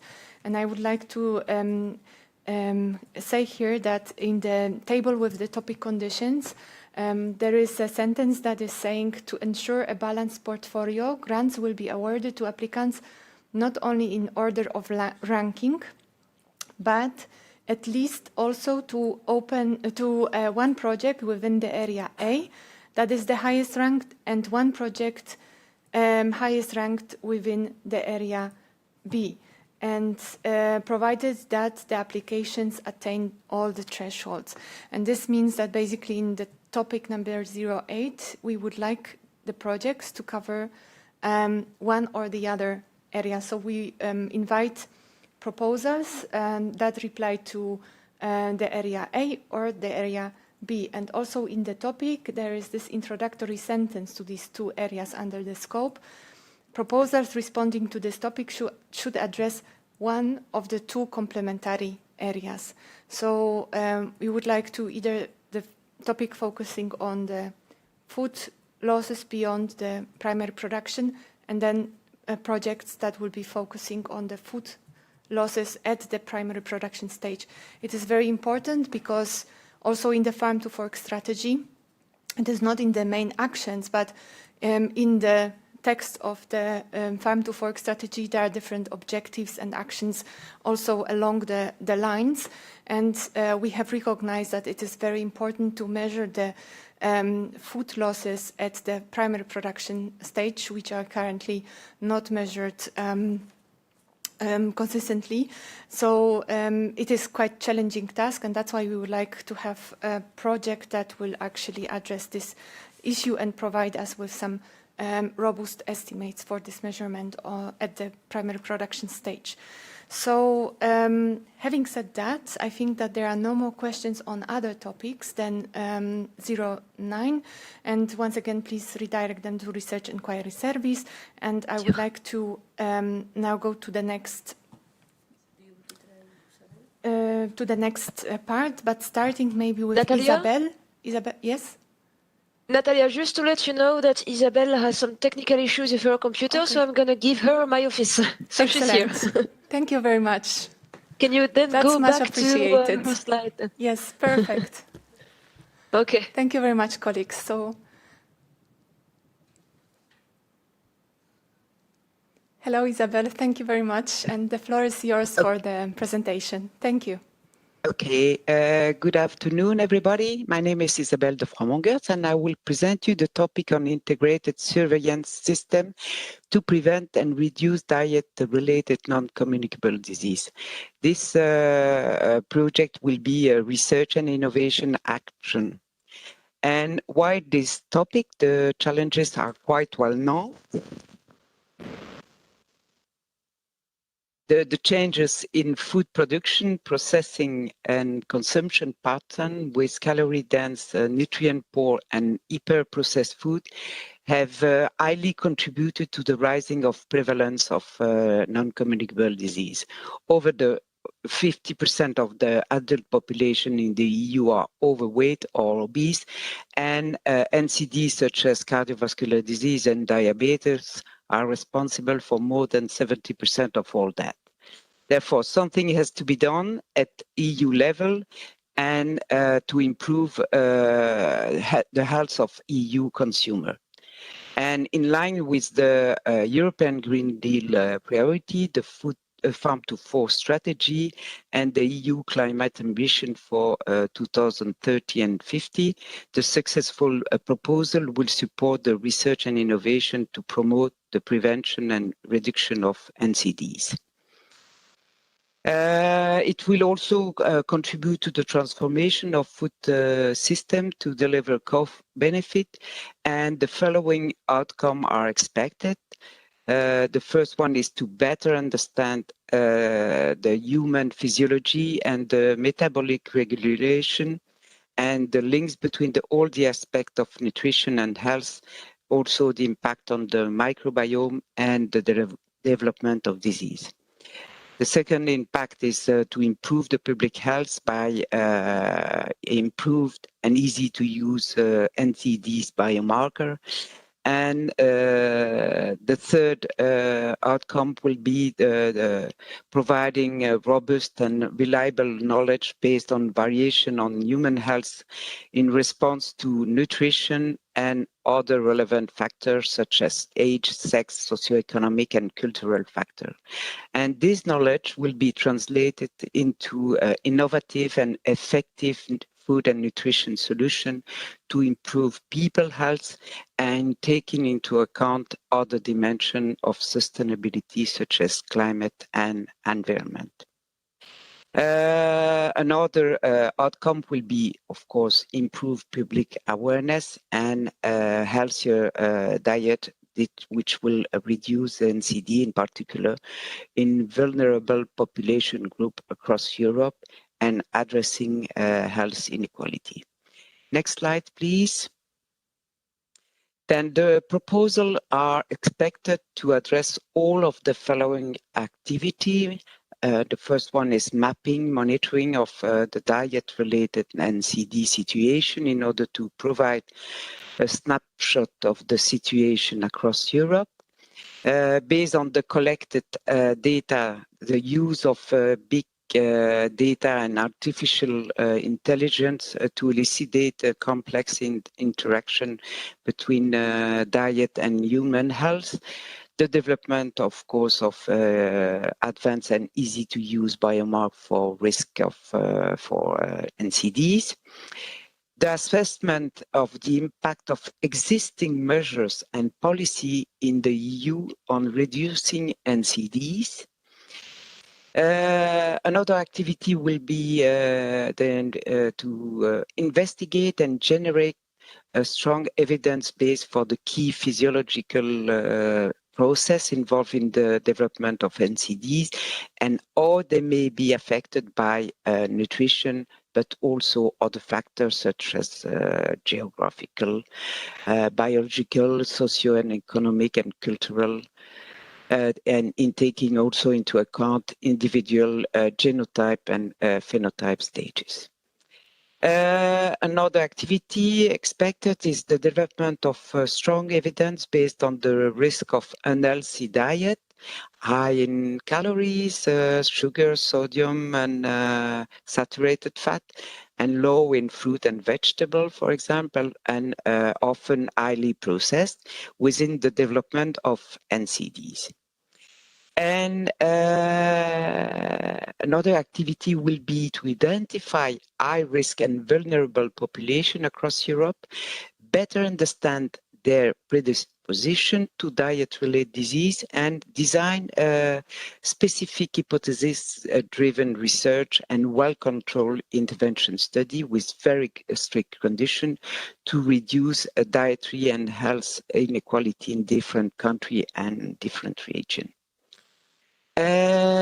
And based on this information and this knowledge, develop targeted recommendation for effective and cost-efficient integrated policies such as social, fiscal, regulatory marketing in short, medium, and long term, in order to focus on prevention, to promote healthy diet, and to reduce diet-related NCDs, and in taking into account environmental, gender, social, and economic sustainability aspect. And last activity is related to provide a risk-benefit cost analysis for the different options proposed to better predict and understand effective long-term impact and facilitate the informed policy decision and social debate. The indicative budget for this project is 11 million, then only one proposal. And very important, then the multi-actor approach is recommended. no, it's mandatory, and collaboration with other projects is also encouraged, and social science and humanities is very important for this project. Thank you for your attention. Thank you very much, Isabel, for the presentation and very clear explanation of the topic number 10. And I don't know whether there are any Slido questions to this topic. No, we don't have any further questions to the presented topics. Okay, thank you very much. Then I propose that we move on. However, if you still have some questions on the topics in the previous batch or previous batches, I would say, then please feel free to ask them, because I see that we will have still time at the end to address them. So I encourage you to use Slido with the hashtag CL6InfoDay, and please select the room for the destination 2, and then ask your question by putting the topic number, the topic identifier, to help us better organize the questions. And having no questions at the moment, I would like to move to the next batch that is dealing actually with the global transition and with the targeted international research and innovation cooperation. And I would like to invite Marta Iglesias to shortly present the topic number 12 in the fourth batch of the topics on agroecological approaches in Africa. So, Marta, the floor is yours. Hello, good afternoon. Do you hear me? Yes, but we cannot see you. Yes, I'm trying to fix that. Yes, okay, good. Okay, so thank you for your introduction. Yes, I'm happy to present today the agroecological approaches in the African agricultural systems. This is an instrument, the instrument for this topic is a research and innovation action. So, you know, Africa is our closest neighbor, and our relationship with Africa is a key priority for the Commission. In the Commission communication towards a comprehensive strategy with Africa, the European Commission foresees working with Africa to tackle major challenges on the 21st century.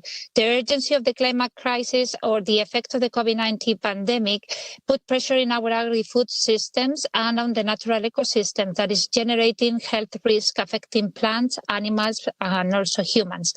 In the last Ministerial Research and Innovation meeting in July last year, in 2020, it was agreed to work together towards a green transition of sustainable and resilient food systems through well-established partnerships, such is the case for the FNSSA partnership, which stands for Food Nutrition Security and Sustainable Agriculture Partnership. So in line with the Farm to Fork strategies, we are developing green alliances for sustainable food systems. So successful proposals of this topic should provide a comprehensive and integrated response to the current and future challenges benefiting people, nature, economic growth in Europe, but also in Africa. So it is expected that selected project will contribute jointly to tackle the climate change, environmental related challenges, and meet the objectives of the Paris Agreement on climate change, and of course contribute to the Sustainable Development Goals.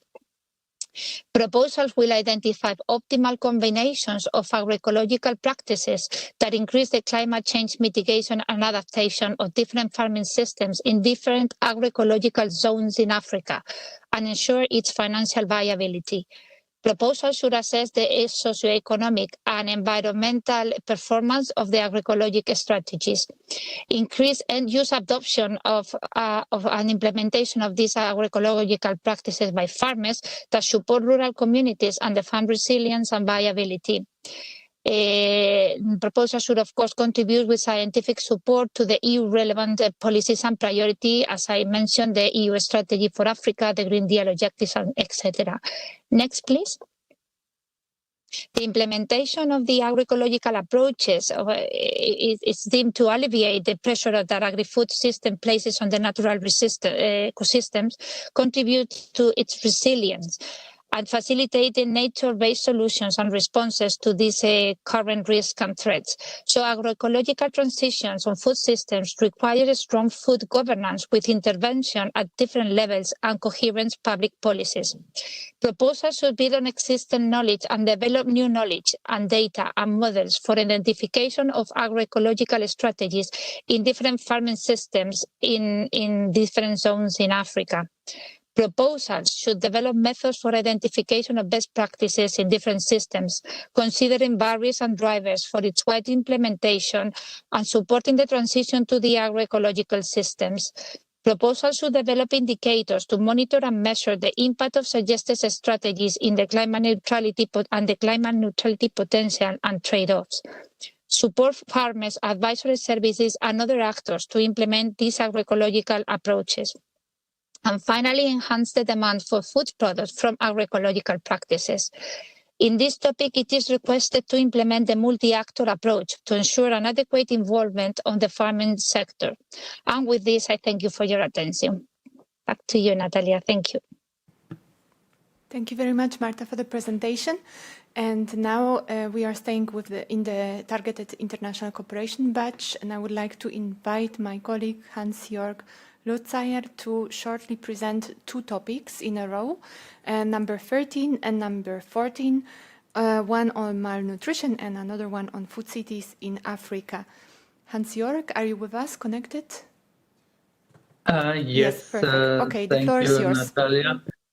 Thank you. So also the topic on malnutrition is linked to the EU African Union priority on food and nutrition security and sustainable agriculture, following the same 10-year roadmap from 2016 to 2026 under the heading of the second pillar, so to say, agriculture and food systems for nutrition. And it's contributing on the African side to policy priorities and on the European side as outlined. So the expected outcomes should lead to better informed nutrition policies and helping to reduce all forms of malnutrition through safe, healthy, and affordable diets. It should actually combine the professions of health, of medical professions with nutritionalists, and therefore contribute to a, let's say, comprehensive view of the problem, comprehensive methodologies and contributions. And when drafting the topic, we remember the successful Sunray project, which actually delivered the basis, or one of the bases in their policy recommendations to scaling up nutrition, the Sun movement, which combines all different relevant policy areas from agriculture to health into one approach in a government. And this project is now 10 years ago, and with this malnutrition topic, we would like to take, let's say, these recommendations to a new level with up-to-date methodologies. Next slide.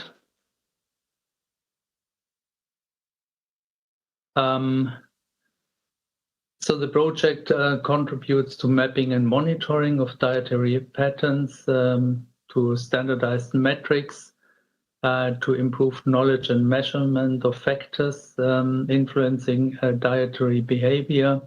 Also, actually getting full knowledge on the dietary situation that some populations are moving from undernutrition to overnutrition with cheap calories, also in line with the urbanization in Africa, so that also more than 40% in now living in cities and are more depending on various food chains than producing food and therefore there is a need actually to better understand these dietary shifts, dietary patterns, and supporting the development of integrated policy making, much in line with what actually led to the scaling up nutrition sun movement.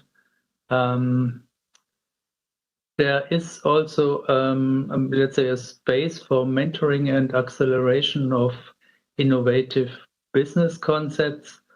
We all know that research and innovation projects with a rather fixed description of work over a long period of time and sometimes miss out in capturing innovative ideas which emerge along the execution of a project. And therefore, there's an opportunity of scaling up innovation, which maybe as a sideline develops in the project in what we call a space for mentoring and acceleration of innovative business concepts. So we are looking for one project with 11 million euros. And what is important, at least 5 legal entities established in Africa in 3 different regions. That means they are covering the different regions of Africa and also putting an emphasis of Africa, balanced African and European partners. The multi-actor approach is actually an obligation, but in the sense what makes sense in international collaboration and collaboration with other projects funded under FNSSA is very important.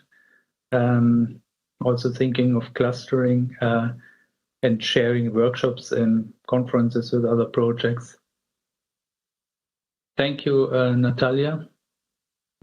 And maybe over to the next topic. African food cities is a topic which is also taking due account of the importance of higher percentages of people living in cities, and cities means both bigger cities but also smaller, let's say rural cities,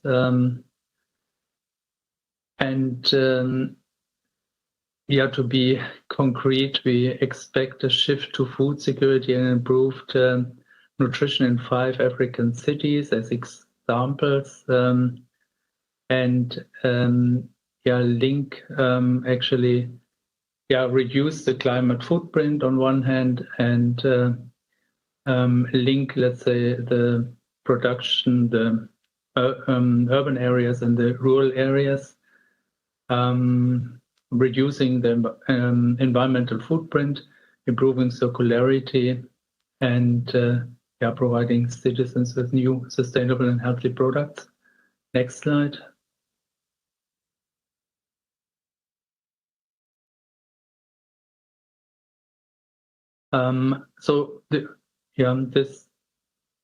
Next slide, please.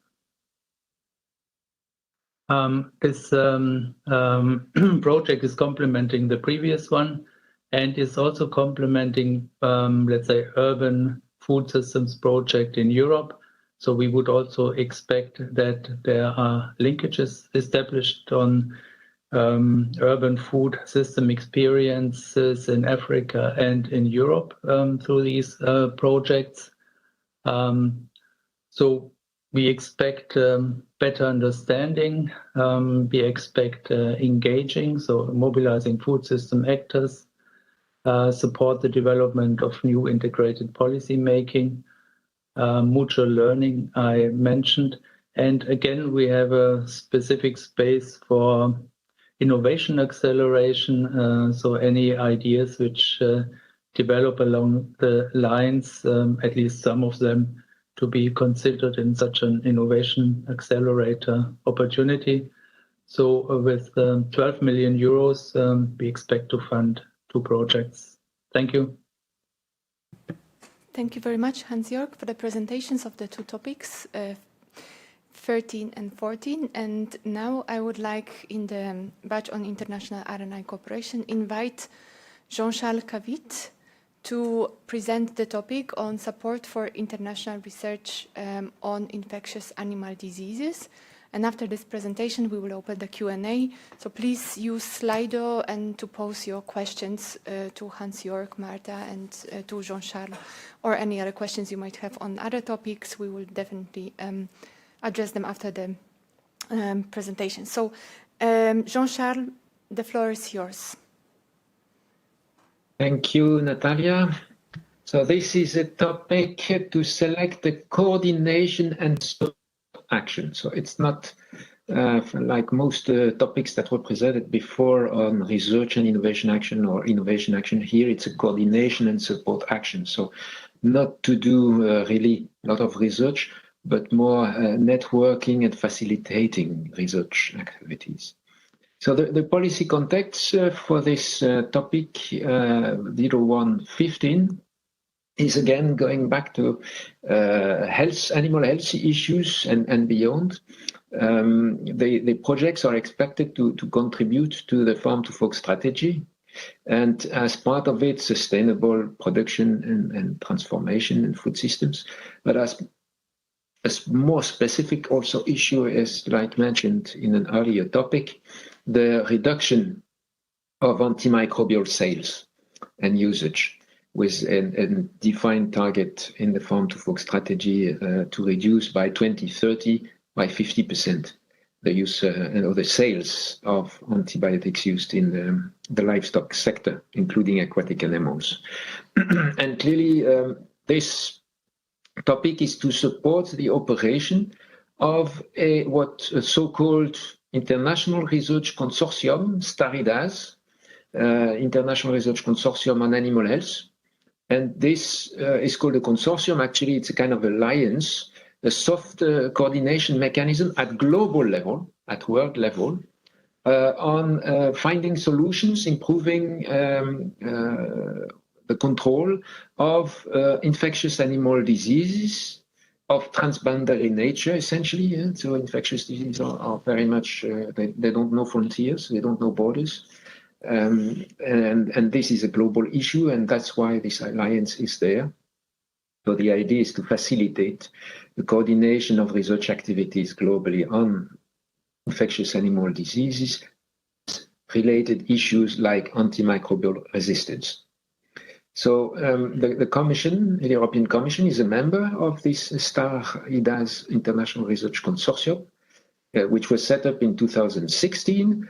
The Commission provided support at the start of this International Research Consortium and is willing to provide a follow-up support to the Secretariat of this STARIDAS International Research Consortium. The expected outcomes of the project to be selected is to ensure public access to an active dissemination of relevant, pertinent information on research activities, the needs, and the research outputs on priority infectious animal diseases, including zoonosis and related issues. And I mentioned a related issue being antimicrobial resistance in particular. And another kind of expected outcome is the fostering of the delivery of new or improved prevention, control, and surveillance tools or strategy against those infectious animal diseases and related issues. Next slide, please. So the scope for this coordination and support action, the activities will support the STARIDAS International Research Consortium, will in particular facilitate the work of the executive and scientific committee and the working groups. There are different working groups in this STARIDAS International Research Consortium. The action will also organize research gap analysis as appropriate, relevant for the different working groups of that International Research Consortium, will maintain the necessary tools and other work resources, will help disseminate pertinent information and results to the stakeholders and users, will organize interaction of this consortium with relevant projects and initiatives, and will organize activities to try and leverage resources and enlarge the network as appropriate. I think there are nearly 30 partners in this, members in this international research consortium, and it's expected that this consortium could be broadened by the number of members. So this coordination and support action has an indicative EU contribution of 3 million euros. The total budget is 3 million euros, so we expect to select one coordination action. Important to keep in mind is that in this, with the special rules of Horizon Europe that have evolved since Horizon 2020, we added in the topic that non-associated third countries may exceptionally participate, and in that case will have eligible costs. Also, international organizations with headquarters in a member state or associated country are also eligible for funding.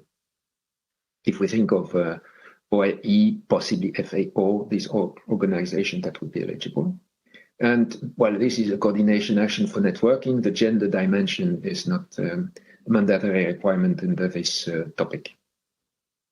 I think that's over, that's all. Thank you. Thank you very much, Jean-Charles, for the presentation, and to our colleagues. I would like now to open the Q&A session for the topics related to international research and innovation cooperation in support of Farm to Fork strategy. And basically, I would like to, I see that there are questions incoming, but I would like to repeat once again for all of you that have questions, please go to Slido, #CL6InfoDay, and select the room for destination 2 on Farm to Fork. And of course, please ask your question by putting the topic identifier or topic number to help us assign the topics to the experts. So I give now the floor to Agata for moderating the Q&A. Thank you, Natalia. Yeah, we received already some nice questions, and we will start now with the questions on the topic 12, agroecological approaches in African agriculture system. And there you see 3 questions, and we would invite Marta Iglesias to take those questions. I am reading the first questions. Do proposals need to be primarily about modeling existing data, or do proposals need to have a significant component of field collected data? Marta. Okay, thank you very much for this question. It is true that the topic doesn't explicitly mention this, but I think it's important to have a balance of both modeling and field collected data, in particular because the technological readiness level of this topic asks for a level 5, which is technology validated in relevant environment. So in order to achieve the expected impact of this topic, I think field data collection is also important to have in the proposal. Do you read the second one? Yeah, thank you. I will just read this question. So the second question, which you see also is about inclusion of African small and medium-sized enterprises. So is it mandatory? Is it encouraged or not important or disencouraged? Discouraged. Thank you. Marta. Thank you very much again for this question. It doesn't. SMEs are important to be engaged, in particular because we are talking about agriculture systems, which is mainly farmers. Farmers, they are their own, let's say, business. So I think it's important to involve them, and the SMEs also can provide services, and I think it gives credibility in terms of the business viability, and this is one of the aspects that we were asking in the topic, to have this 3-dimensional sustainability in terms of environment, but also social and economic. And I think the involvement of the SMEs in the proposal will give some sort of credibility in terms of business viability. So I think it's important to have them. It's not mandatory, but I think it's important to have them.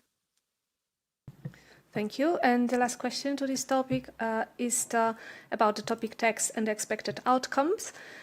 In the topic text, it is mentioned that the proposal should respond to all expected outcomes. Is this strict obligation, Marta? Indeed, it is mentioned that all, so it's an obligation. Now, the level of the contribution from each proposal to each of the expected outcomes is on the side of the proposer to clearly say to the extent of how the project is contributed to all of them, but all of them should be in more or less depth targeted within the proposal. So the answer is yes. Thank you, Marta. So we don't have more questions to this topic. We have now questions to topic 13. And now it goes to Hans-Jörg. So the first question we have here is linked to the Scaling Up Nutrition initiative you have mentioned in your presentation. The question is, does this mean what you presented, that the proposal is linked directly to this initiative, to the SUN initiative? Hans-Jörg. No, there is no direct linkage requested. Like, for example, the Sunray project, which I mentioned, contributed in its policy recommendations to some principles actually in setting up the Scaling Up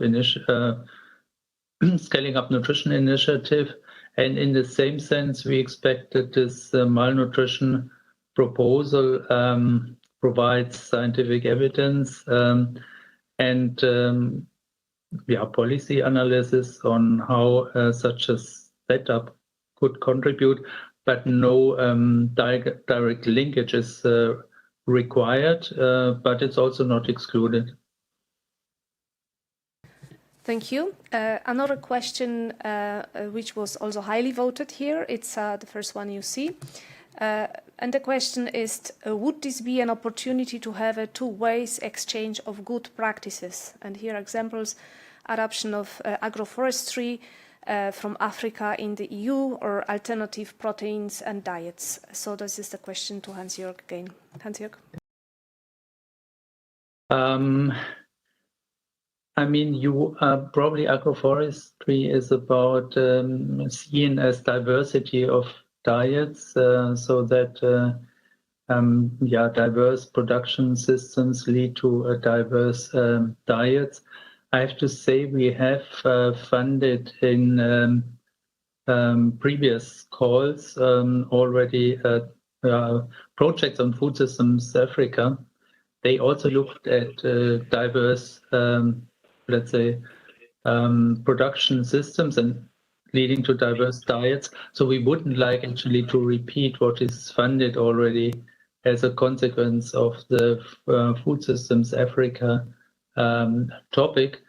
But if there are interesting ideas which are in line with the topic description and well argued in a proposal to convince evaluators, it's up to the scientific community to convince the evaluators finally.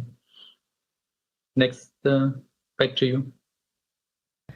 Thank you. The next question is also a question which can be sent to the research inquiries service, but I will pose it now, and Hans-Jörg, maybe you can answer. Are international organizations eligible for funding in this topic? I mean, this topic, like all other topics, are governed by the rules for participation. And international organizations are normally organizations of an intergovernmental nature, where, and often actually organizations are registered at a national government, like, for example, some CGIAR centers.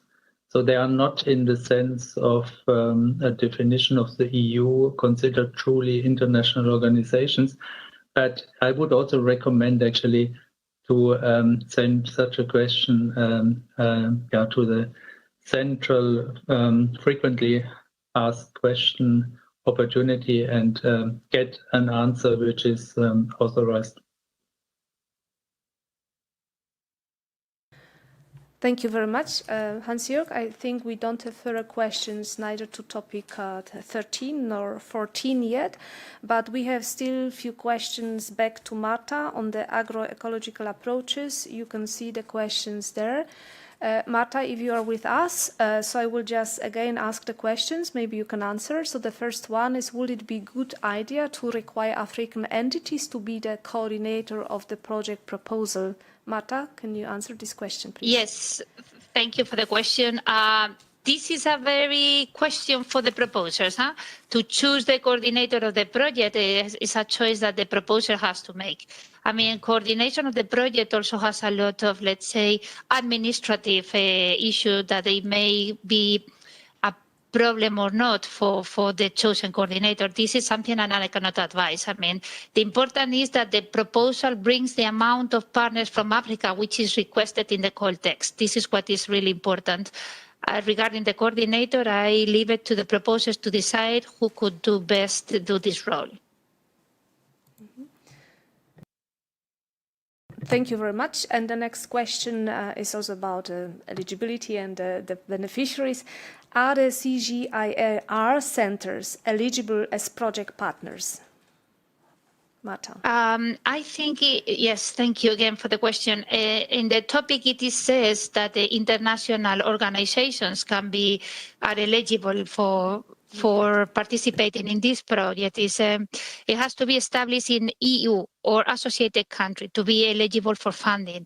I mean, for participation, yes, for sure. For funding, it has this requirement. But I think this question could also be sent to the question center if you want to have a written answer on this. But according to the call text, international organizations are eligible if they are based in an EU or associated country. Thank you. So we don't have further questions. And indeed, just to support what colleagues are saying, if you have questions on eligibility, there is a good documentation in the official documents. And if you are still missing a question, please submit it to the Research Inquiry Service. Thank you. There are no questions for the time being to the session, to the presentations.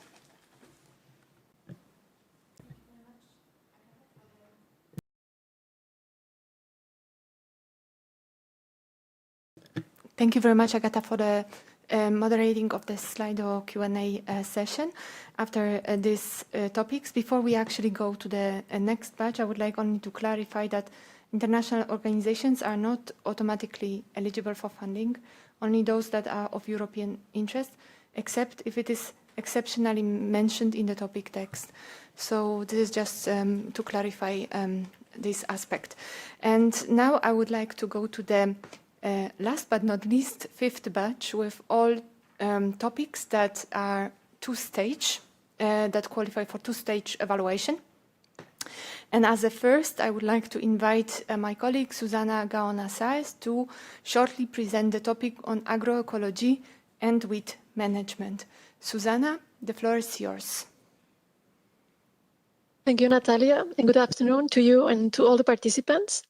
So indeed, I'm going to present a topic that is really addressing the need to reduce the overall use and risk of chemical pesticides by 50% by 2030, and in particular pesticides used as herbicides, by tapping on the potential of agroecology in providing systemic, sustainable, context-specific, and socially acceptable alternatives to address these challenges.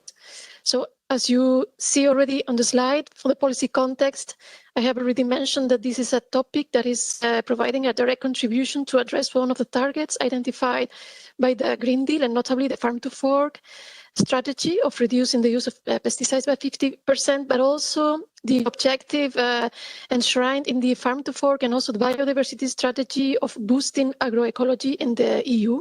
So both objectives at the same time.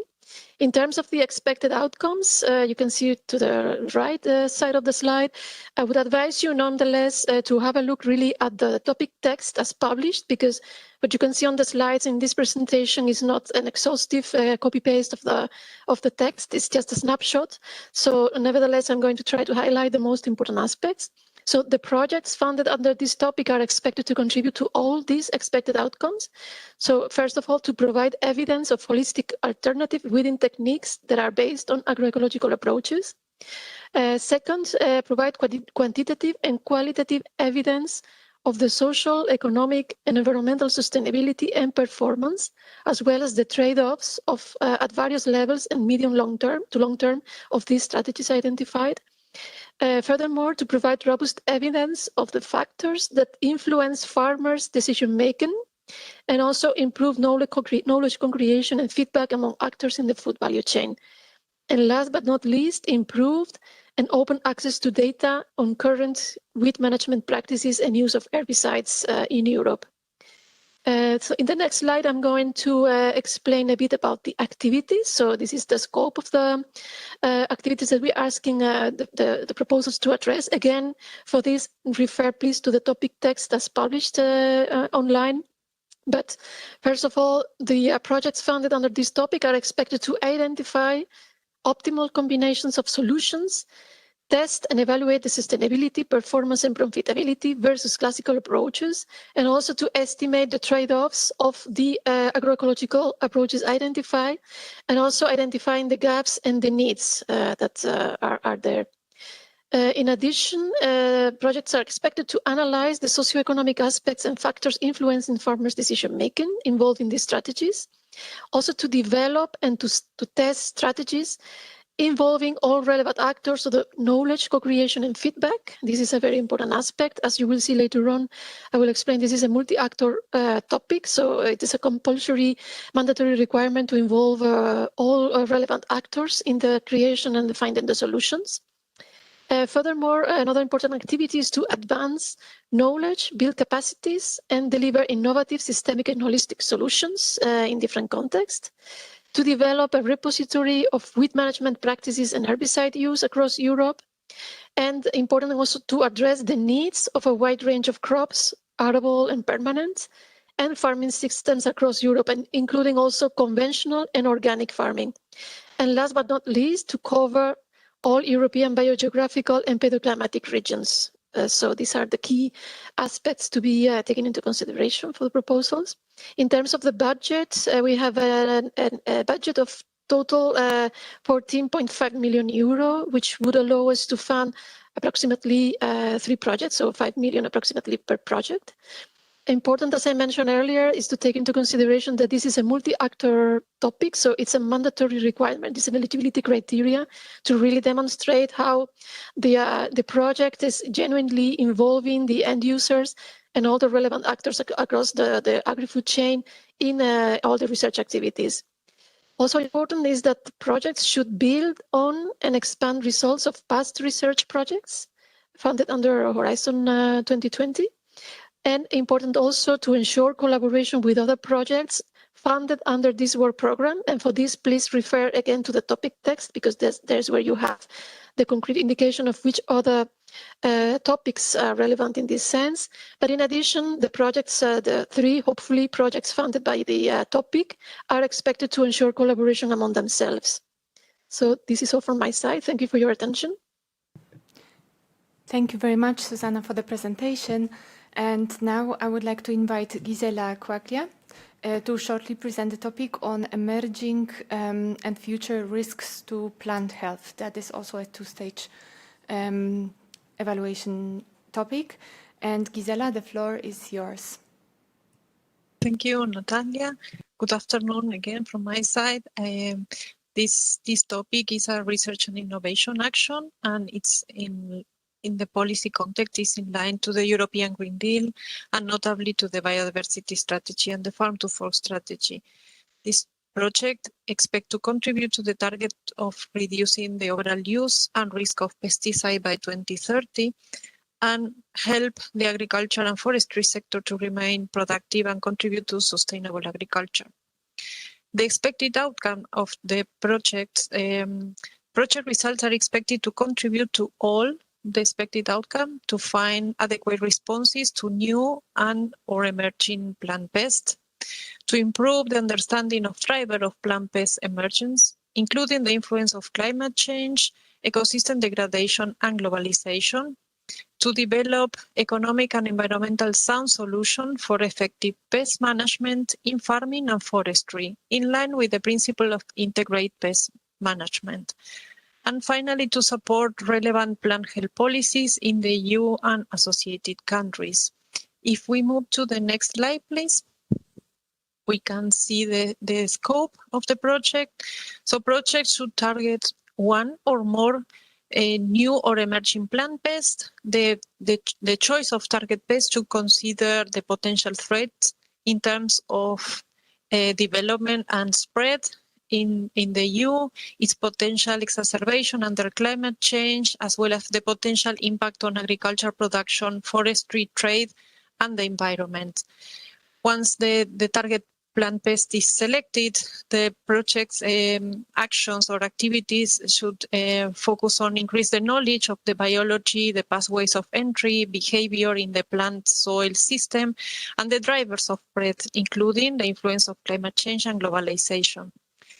The project activities should improve methods and strategy for prevention, early detection, and surveillance, and to develop and uptake rapid and effective tool for the prevention of entry, spread, and establishment, as well as treatment and biocontrol of plant pests for sustainable and integrated pest management. Additionally, the project needs to identify and introduce resistant traits and to assess a social, economic and ecological impact of the plant pests, and integrate citizen science as tool to monitoring emerging pests. The indicated budget for this project is 7 million euros in total, and it's important to know that the proposal must implement a multi-actor approach, including a variety of actors from research, plant health services, and farming. The international cooperation with countries that are affected by this the same pest is strongly encouraged. Conventional and organic sectors should be considered or covered, and there is a possible GRC participation within this project. Thank you. Thank you very much, Gisela, for the presentation of the topic. And now I would like again to invite Jean-Charles Cavit to present the topic on ecology of infectious animal diseases. But before we actually go to Jean-Charles, I would like to remind you that we would be very happy to answer any questions you might have on the topics. So please use Slido with the hashtag CL6InfoDay and just select the room of the destination to. Pose your question with the topic number, and we would be very happy to address your questions. So now I would like to give the floor to Jean-Charles. The floor is yours. Thank you, Natalia. Here is an additional topic on infectious animal disease, on animal health. It's about ecology of infectious animal disease, and it's an innovation action. So, like the previous ones, the policy context for this topic is the Farm to Fork strategy for transition to fair, healthy, and resilient livestock production systems, and it includes the quantitative target set in the Farm to Fork strategy of reduction of antimicrobial sales in livestock production by 50% until 2030. And clearly there it's more on understanding how the infectious agents behave and outside the host. And this complexity of ecology of pathogens is obviously an obstacle for a number of control actions we could take to manage and control those infectious agents and the disease. And the substantial efforts we think are still needed to help policymakers, relevant actors in the prevention and control of infectious diseases. So the idea is that the projects are expected to have the following outcomes: improving the capacity for risk-based surveillance, thanks to a better understanding of sources and pathways of emergence and spread of animal diseases.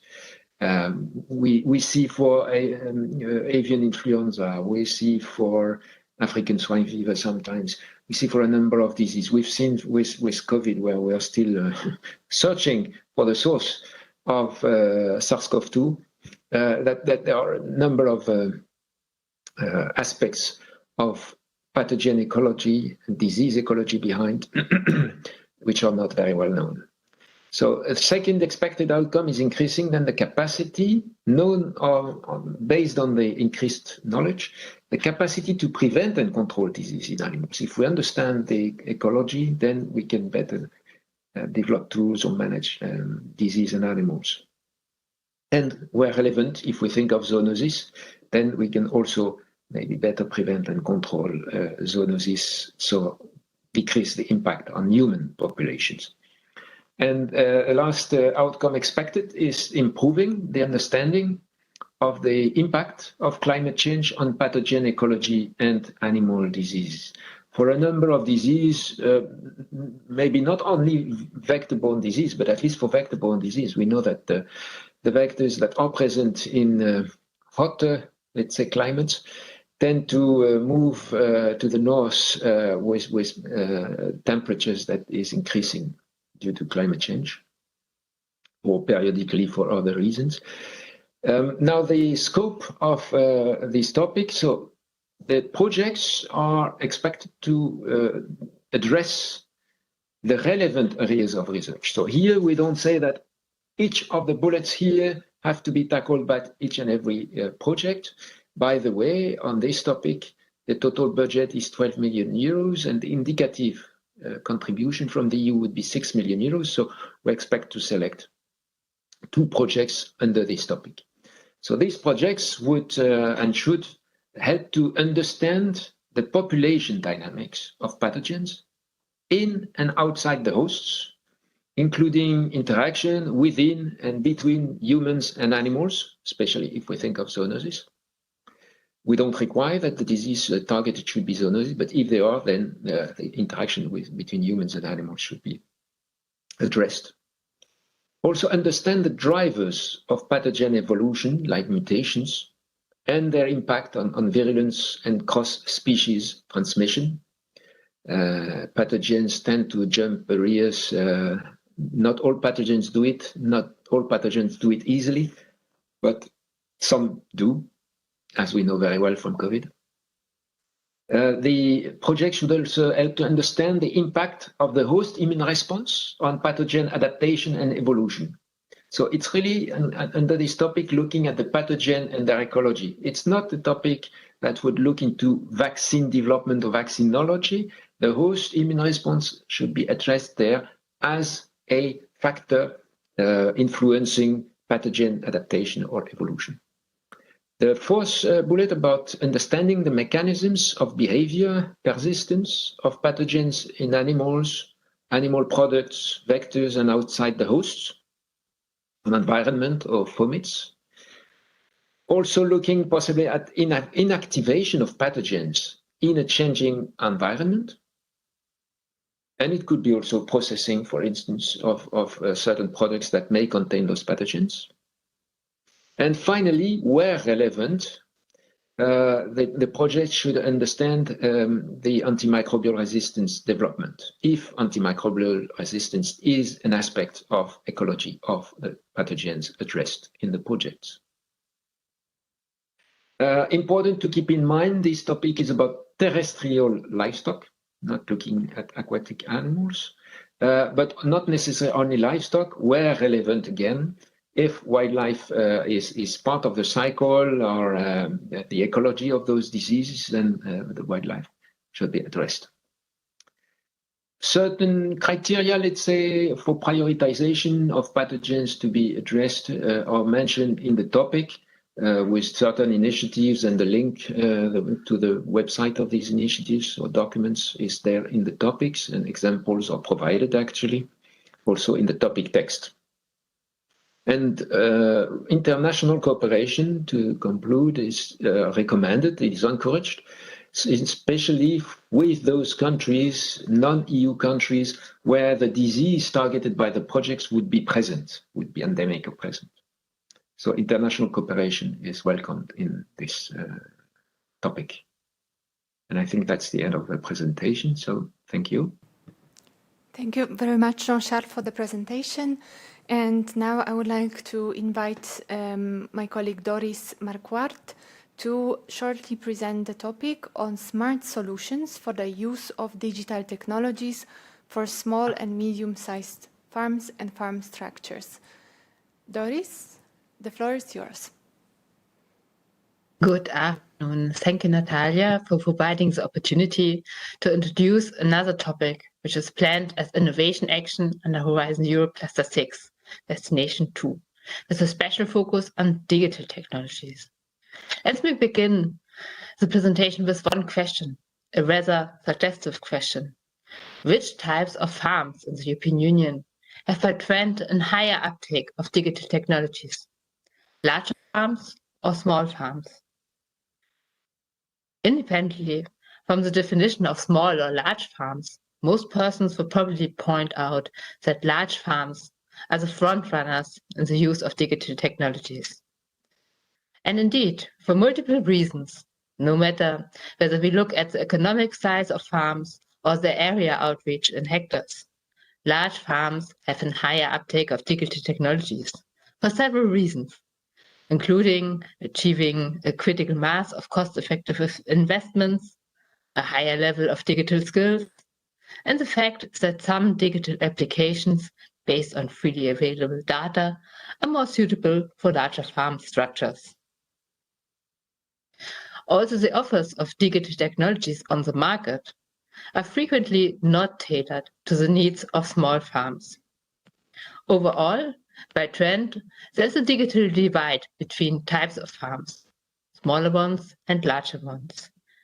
Against this background, a topic for an innovation action was developed, namely smart solutions for the use of digital technologies for small and medium-sized farms and farm structures.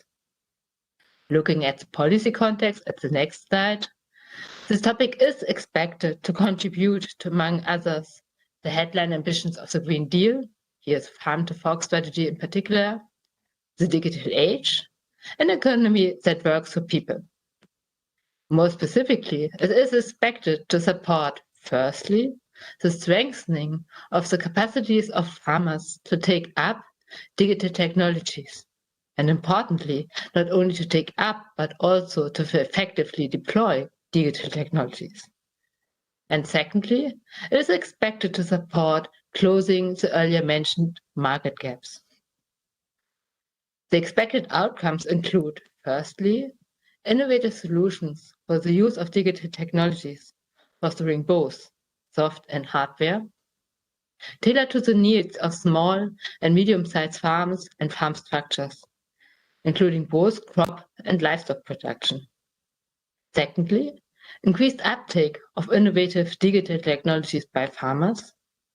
Thirdly, the contribution to avoid an increased digital divide between small and large farms. And fourthly, increase in the environmental and economic performance of small and medium-sized farms in the European Union and in associated countries. As you can see on the next slide, the overall indicative budget foreseen for this topic is 50 million euro, whereby the Commission estimates that a European Union contribution of around 5 million would allow to address the outcomes just introduced appropriately. Under this innovation action, support to third parties is possible. The selected projects are expected to follow a multi-actor approach. The relevance of the multi-actor approach also becomes obvious when having a closer look at the defined scope of the activities to be carried out under the topic.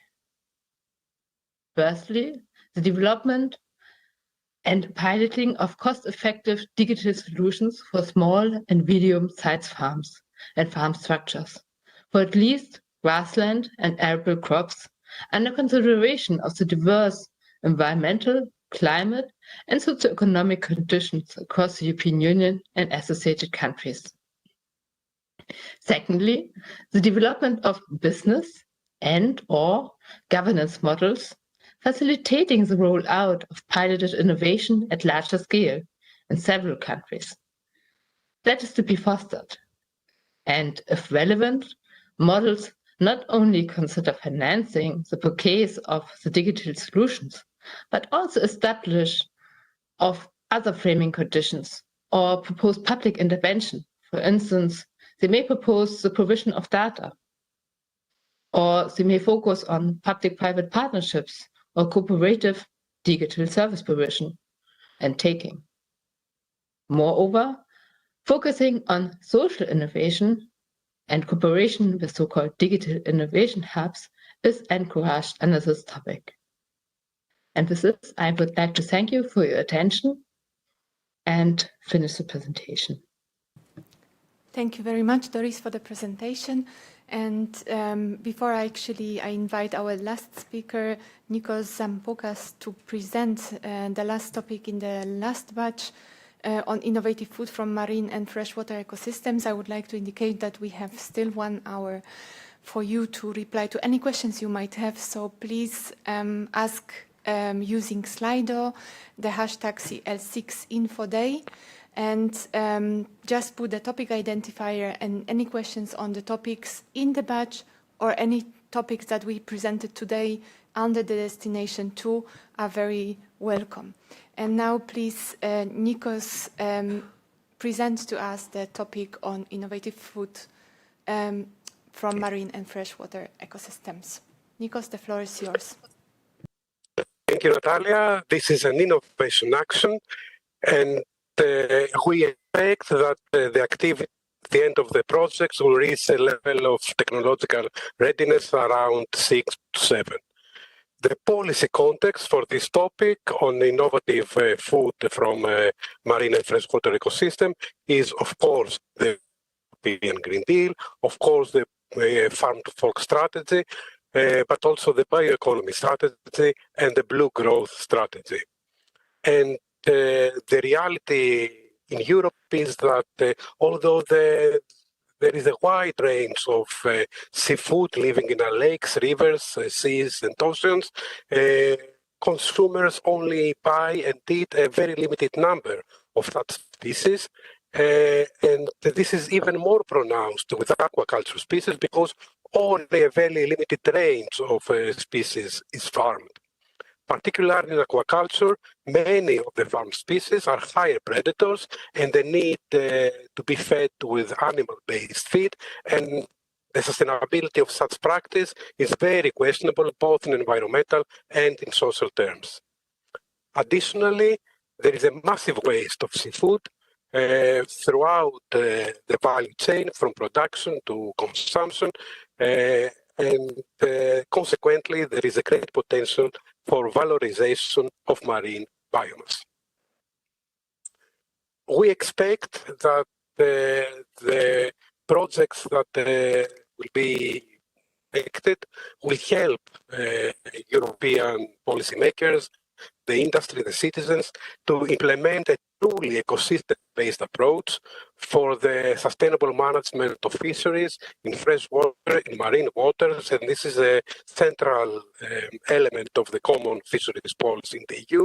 But the ecosystem-based approach can also be applied in a different context in aquaculture.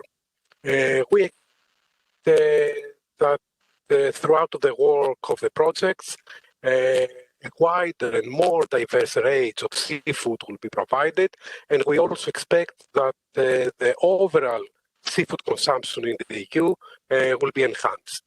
We also expect that the projects will provide to limit the waste and discarding of seafood during production, processing, transport, and consumption. And we expect that projects will verify existing seafood processing methods, but they will also develop new such processing methods, and particularly methods that will add nutritional and economical value and will minimize the environmental impact on seafood processing. And as in all marine-related projects, we also expect that projects will improve professional skills and competencies of those who are already working and of those who are being prepared, trained to work in the blue economy. And we don't only mean, and we don't mainly mean scientists, doctoral students, postdoc scientists, but we also and mainly mean people who work on the ground, producing seafood, in processing it, in transporting it, and in putting it in retail. And we think that this topic particularly high potential for fruitful international cooperation with partners from non-associated third countries, but we're always thinking about a win-win scenario, not just a transfer of funds to other possibly countries with lower income, but providing some kind of capacity to these countries, and also, very importantly, strengthening the position of the EU and its competitiveness, the competitiveness of the European seafood sector in the global markets. Next slide, please.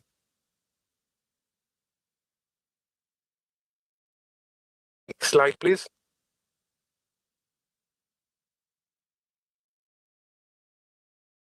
It is about the scope of the process. So we expect that the projects will explore and test solutions for more sustainable fisheries and or more sustainable aquaculture practices.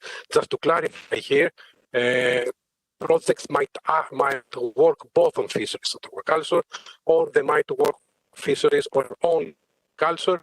And indicatively, they could possibly work on more impacting fishing gears, on low carbon fishing approaches, on better and efficient and more safe feeds for aquaculture, on very precise recirculating aquaculture systems, on integrated multi-trophic aquaculture, on disease control, on different sustainable solutions in fish and self-breeding. And these, as I said, are indicative issues.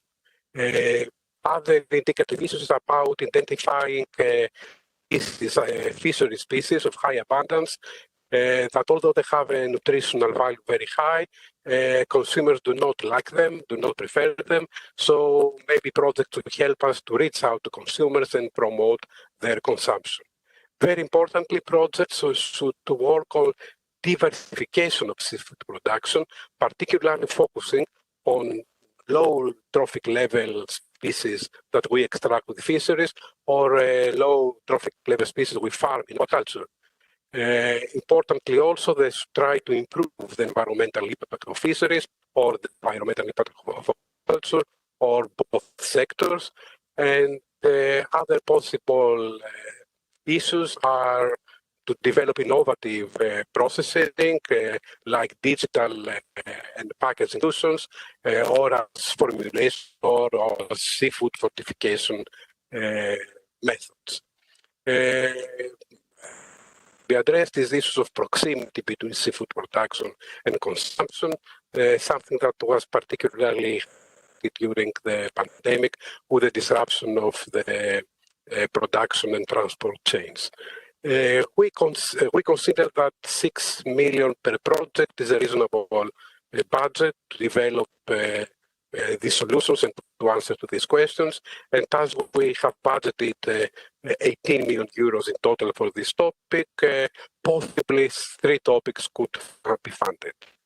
And as most projects, most topics, we would like to highlight that the consortia that will be or consortia that will be selected should collaborate with other projects under Horizon Europe.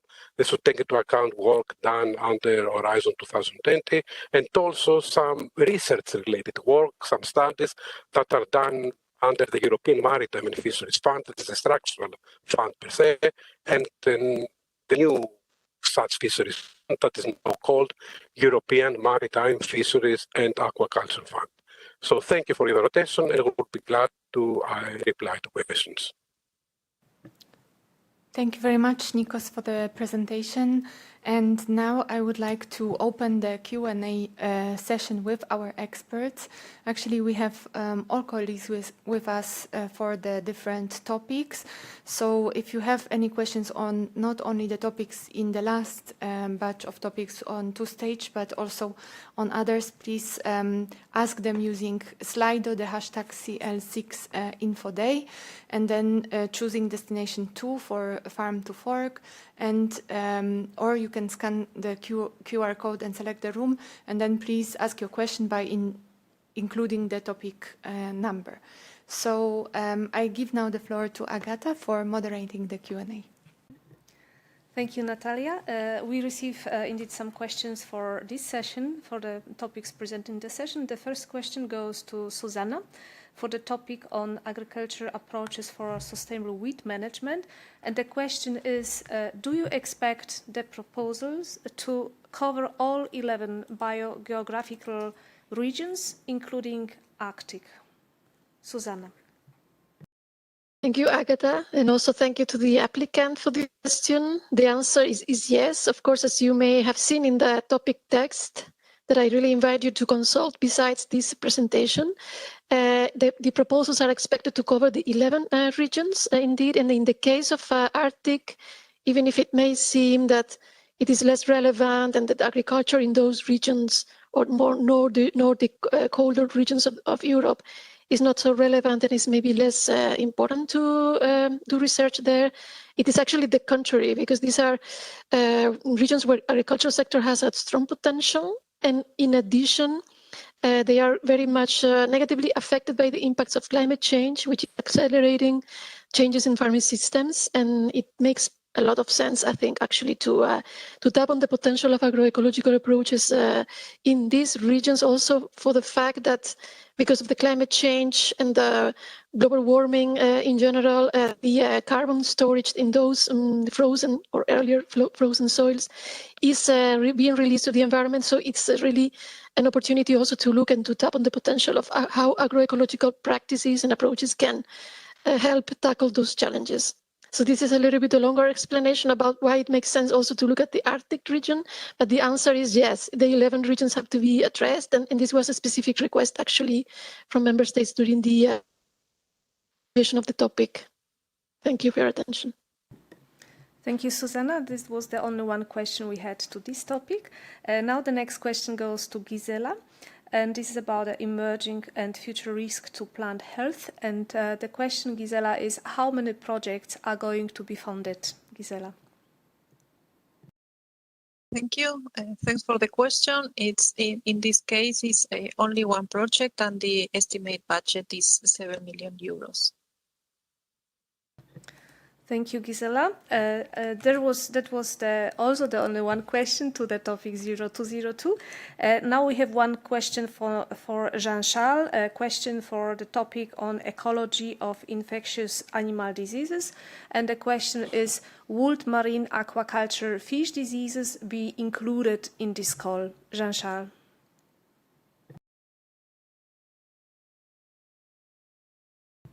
Jean-Charles, are you with us? There is a question on the topic on ecology of infectious animal disease. Go ahead. Sorry, I thought I was online and I was not. I was muted. Anyway, if this is about topic 0203, I think it's clear in the topic that terrestrial livestock. So aquatic animals are not to be addressed into this topic. Yeah? Topic 0203 on ecology of infectious animal disease. The topic requires that we target terrestrial livestock and relevant wildlife. Thank you, aquatic animals are excluded. Yeah. Thank you very much for the answer. That was also the only one question to this topic. And now we move to the topic 0204. Here we have a bit more questions, and it goes to Doris. And this is the question on the topic on smart solutions for the use of digital technologies for small and medium-sized farms and farm structures. So the first question you see on your screen is on the small farms. So small farms are asked for solutions for at least grassland and arable crops. Do all proposals need to have both, or is it okay to focus only on one of them? That's a question for Doris. Yes, thank you for the question. I think the text is actually points out that both is to be covered. And if you look at the slides, also livestock and crops are to be covered. So that is very important to note. So the next question, a general one, what is the definition of small and medium farms? Doris. Yes, thank you for the question. We left that definition open. for several reasons, because the differentiation, so let's say the digital divide between farms is different between the countries. So let's say in some countries, digitalization is already quite common under larger farms, but it also depends on the sector and not only on the economic size unit or on the outreach. So it is about trend and it's the orientation. I think a key word here to be considered is that in the call text, it is also pointed to the farm structures. So for instance, smaller parcels. And that is from a technological point of view, a specific issues to be considered as well. Thank you. So the next question relates to the social innovation. So the topic mentions social innovation. Can you please clarify what kind of activities are expected? Doris. Yes. As mentioned in the presentation, so social innovation is encouraged. So what is prescribed is a focus on governance and business models, but social innovation is encouraged and is not mandatory. But social innovation can, for instance, be special forms of cooperation which are not commonly practiced at the moment.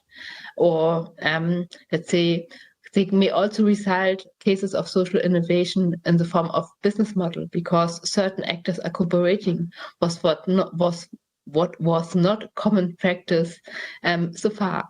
For instance, the model of digital innovation hubs, which are not only interesting from a technological point of view, but also from the social networks and the innovation ecosystems they establish in one region, is a kind of, at least for some countries, of social innovation. So as is this term, as social innovation is not mandatory, so a broader definition can be applied to social innovation.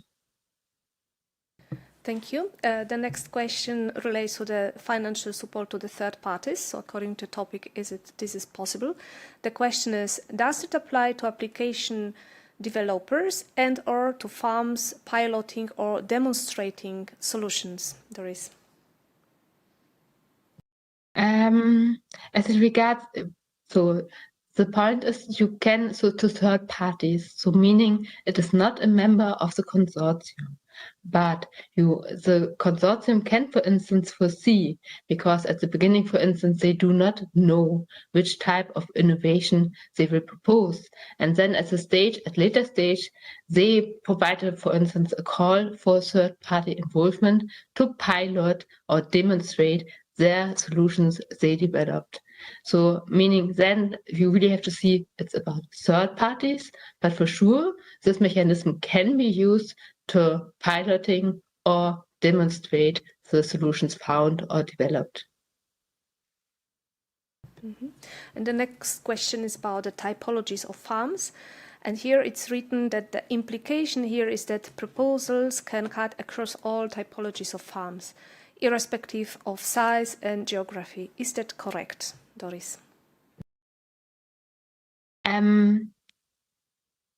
Yeah, so the question is let me answer indirectly. So what we clarified in the first question, that certain types of farming have to be covered. So grass and cropland and livestock farming.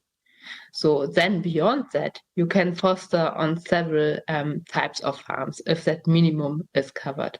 And for the proposals, to some extent, you have to foster on small farms, and there you have to find a solution how, and small farm structures, how you approach it, and make also a reference and comparison to, for instance, the use of larger farms. Thank you.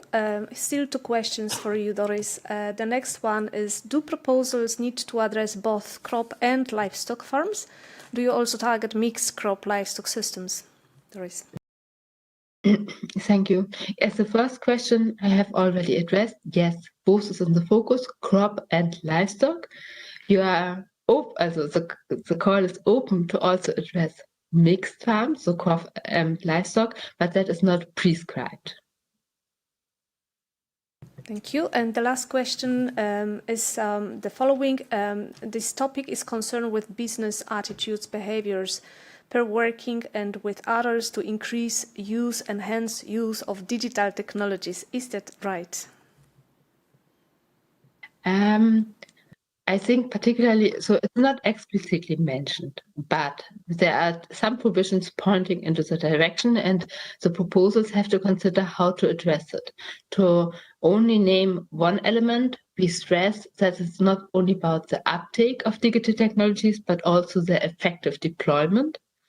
And if you think about business models and governance models, then social behavior and attitudes are quite important to be considered.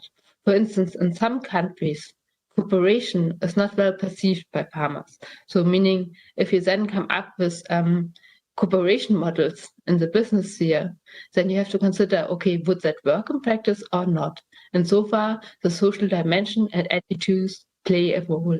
And for small farms, so if you come to the conclusion that digital skills are a bottleneck, then you have to reflect on, okay, is that digital service or the digital application we propose feasible to be deployed on smaller farms with by trend maybe less digital skills? So such questions are probably to be addressed, but we cannot predefine them. Thank you, Doris. We don't have further questions for the time being to your topic. We would like to move now to Nikos. We have a few questions on the topic relating to innovative food from marine and freshwater ecosystems. Nikos, the first question is on the valorizing byproduct, cutting down food losses. Is there a preference towards human consumptions or options like animal fish feed are viable options? Nikos? Thank you for these questions. I'm very happy to see that there is interest. One principle in food policy is food first. So as much as we can use this biomass to feed people, that's preferable. And then we usually say that we should use a cascading approach, using the biomass for other valuable social and economically uses. And feed is the second one. And there are other uses like cosmetics, like even energy as a last resort. So yes, feed is a viable option, but we should always follow the principle food first, and food is not only food per se, but it can be also nutraceuticals. And we know that bringing a novel food in the European market is extremely difficult. There are many barriers, administrative and health and safety barriers. For example, fisheries discard should not be used in principle for food. So other uses like feed are also viable, keeping in mind that if possible, we should use fish and shellfish biomass as food. Thank you. The next question on this topic, Nikos, is about diversification, and the diversification of the species implies opportunities for species grown on small scale. And here is the question about importance of diversification of species versus the market size. Could you comment on this? That's a tricky question. I mean, we want more species to be farmed, for example, or to be caught from fisheries, but it would make a lot of sense to farm a new species, to develop all the technology, the biology, the feeding, the hormones, the pathology, and find out that nobody is buying it or only very few people are willing to buy. That's what we say that ideally project would include also approaches to reach out consumers and prepare the market for the new species. It's not a problem if there is a niche market for a certain species. So yes, we can fund innovation for a species that has a niche market only. So size of the market is not a critical factor. And let me also highlight that we there was an FP7 project, a big one called Diversify, working on new species in aquaculture that worked on several fish in different marine areas in Europe. And probably the new projects can further the work where this project reached. So this is a question about diversification and size of the market. Thank you. There is a link question to this one, Nikos. You see it on the top now. Does species diversification include utilization of non-native species? Also a very critical question. I would say that there is a very well-structured legal framework for this. There is a legal framework for non-native species used in aquaculture. So this should be very well considered, because before starting any research and innovation on non-native species, of course we don't want non-native species infecting native species, inbreeding or transferring diseases, or escaping and competing with native species. But the European framework for use of non-native species in aquaculture is well established and very clear. And as long as these specifications are followed, indeed it could include such non-native species, this topic. Mm-hmm. So this is my reply. Yeah. The next question is the following: is fish expected to be one of the species, or can it suffice with low trophic level species? And here you have two examples mentioned, like shrimps and mollusk. Nikos? Thank you. Yes, indeed, it can suffice to include low trophic level species that are not fish. We are clear that we are targeting low trophic level species. Mollusks from many scientists and policymakers are highlighted like the most sustainable animal food that can be farmed. So we very much welcome such possibilities. And we know that we can hardly find any real low trophic level fish in marine water, a completely herbivorous fish. We can think of carp in freshwater, but we know that the range of really low-level fish is very limited, and we make very clear that it is enough to work on non-fish low trophic level species. Thank you. Nikos, there are still two questions left for you. The first one is about preventing of waste. Does this include valorization of side waste streams for added value products? Nikos. I somehow already replied to the question. The principle we should keep in mind, and I remember this principle was very much highlighted in a SCAR foresight study, not the last one, the 2015 one, called Food First. So we should first consider what is possible to be eaten, both practically and also in terms of legislative frame, and then we should consider all other uses, all other added value products, including feed, pharmaceuticals, nutraceuticals, even at the very last and worst reserve, energy. So this is my reply. It can include valorization for other uses, or other value uses. Thank you. And the last question is, can you elaborate on what bacteria and fungi from marine freshwater ecosystem are in the scope of this topic? Yes, thank you for giving me the opportunity to clarify this. We mentioned bacteria and fungi alongside with almost all kinds of biota living in marine and freshwater ecosystems, because we want to clearly show that we're not talking only about fin fish. We think that lives in lakes, rivers, and marine waters that could potentially be eaten. And to be honest, it's hard to think of a fungi that we already eat from aquatic ecosystems, but we ask you to think out of the box to really innovate.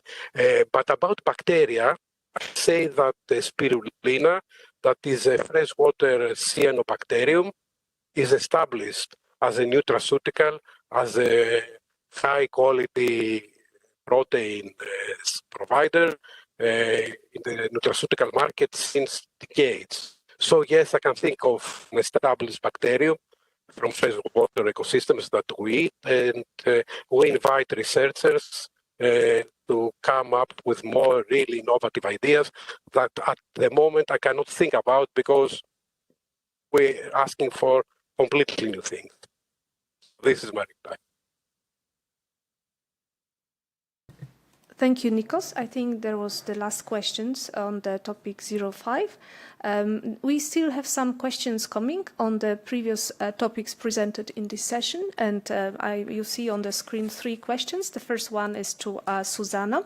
Susanna is on the topic agroecological approaches, and the question is, proposal should include a clear plan on how they will collaborate with other projects funded under the topic.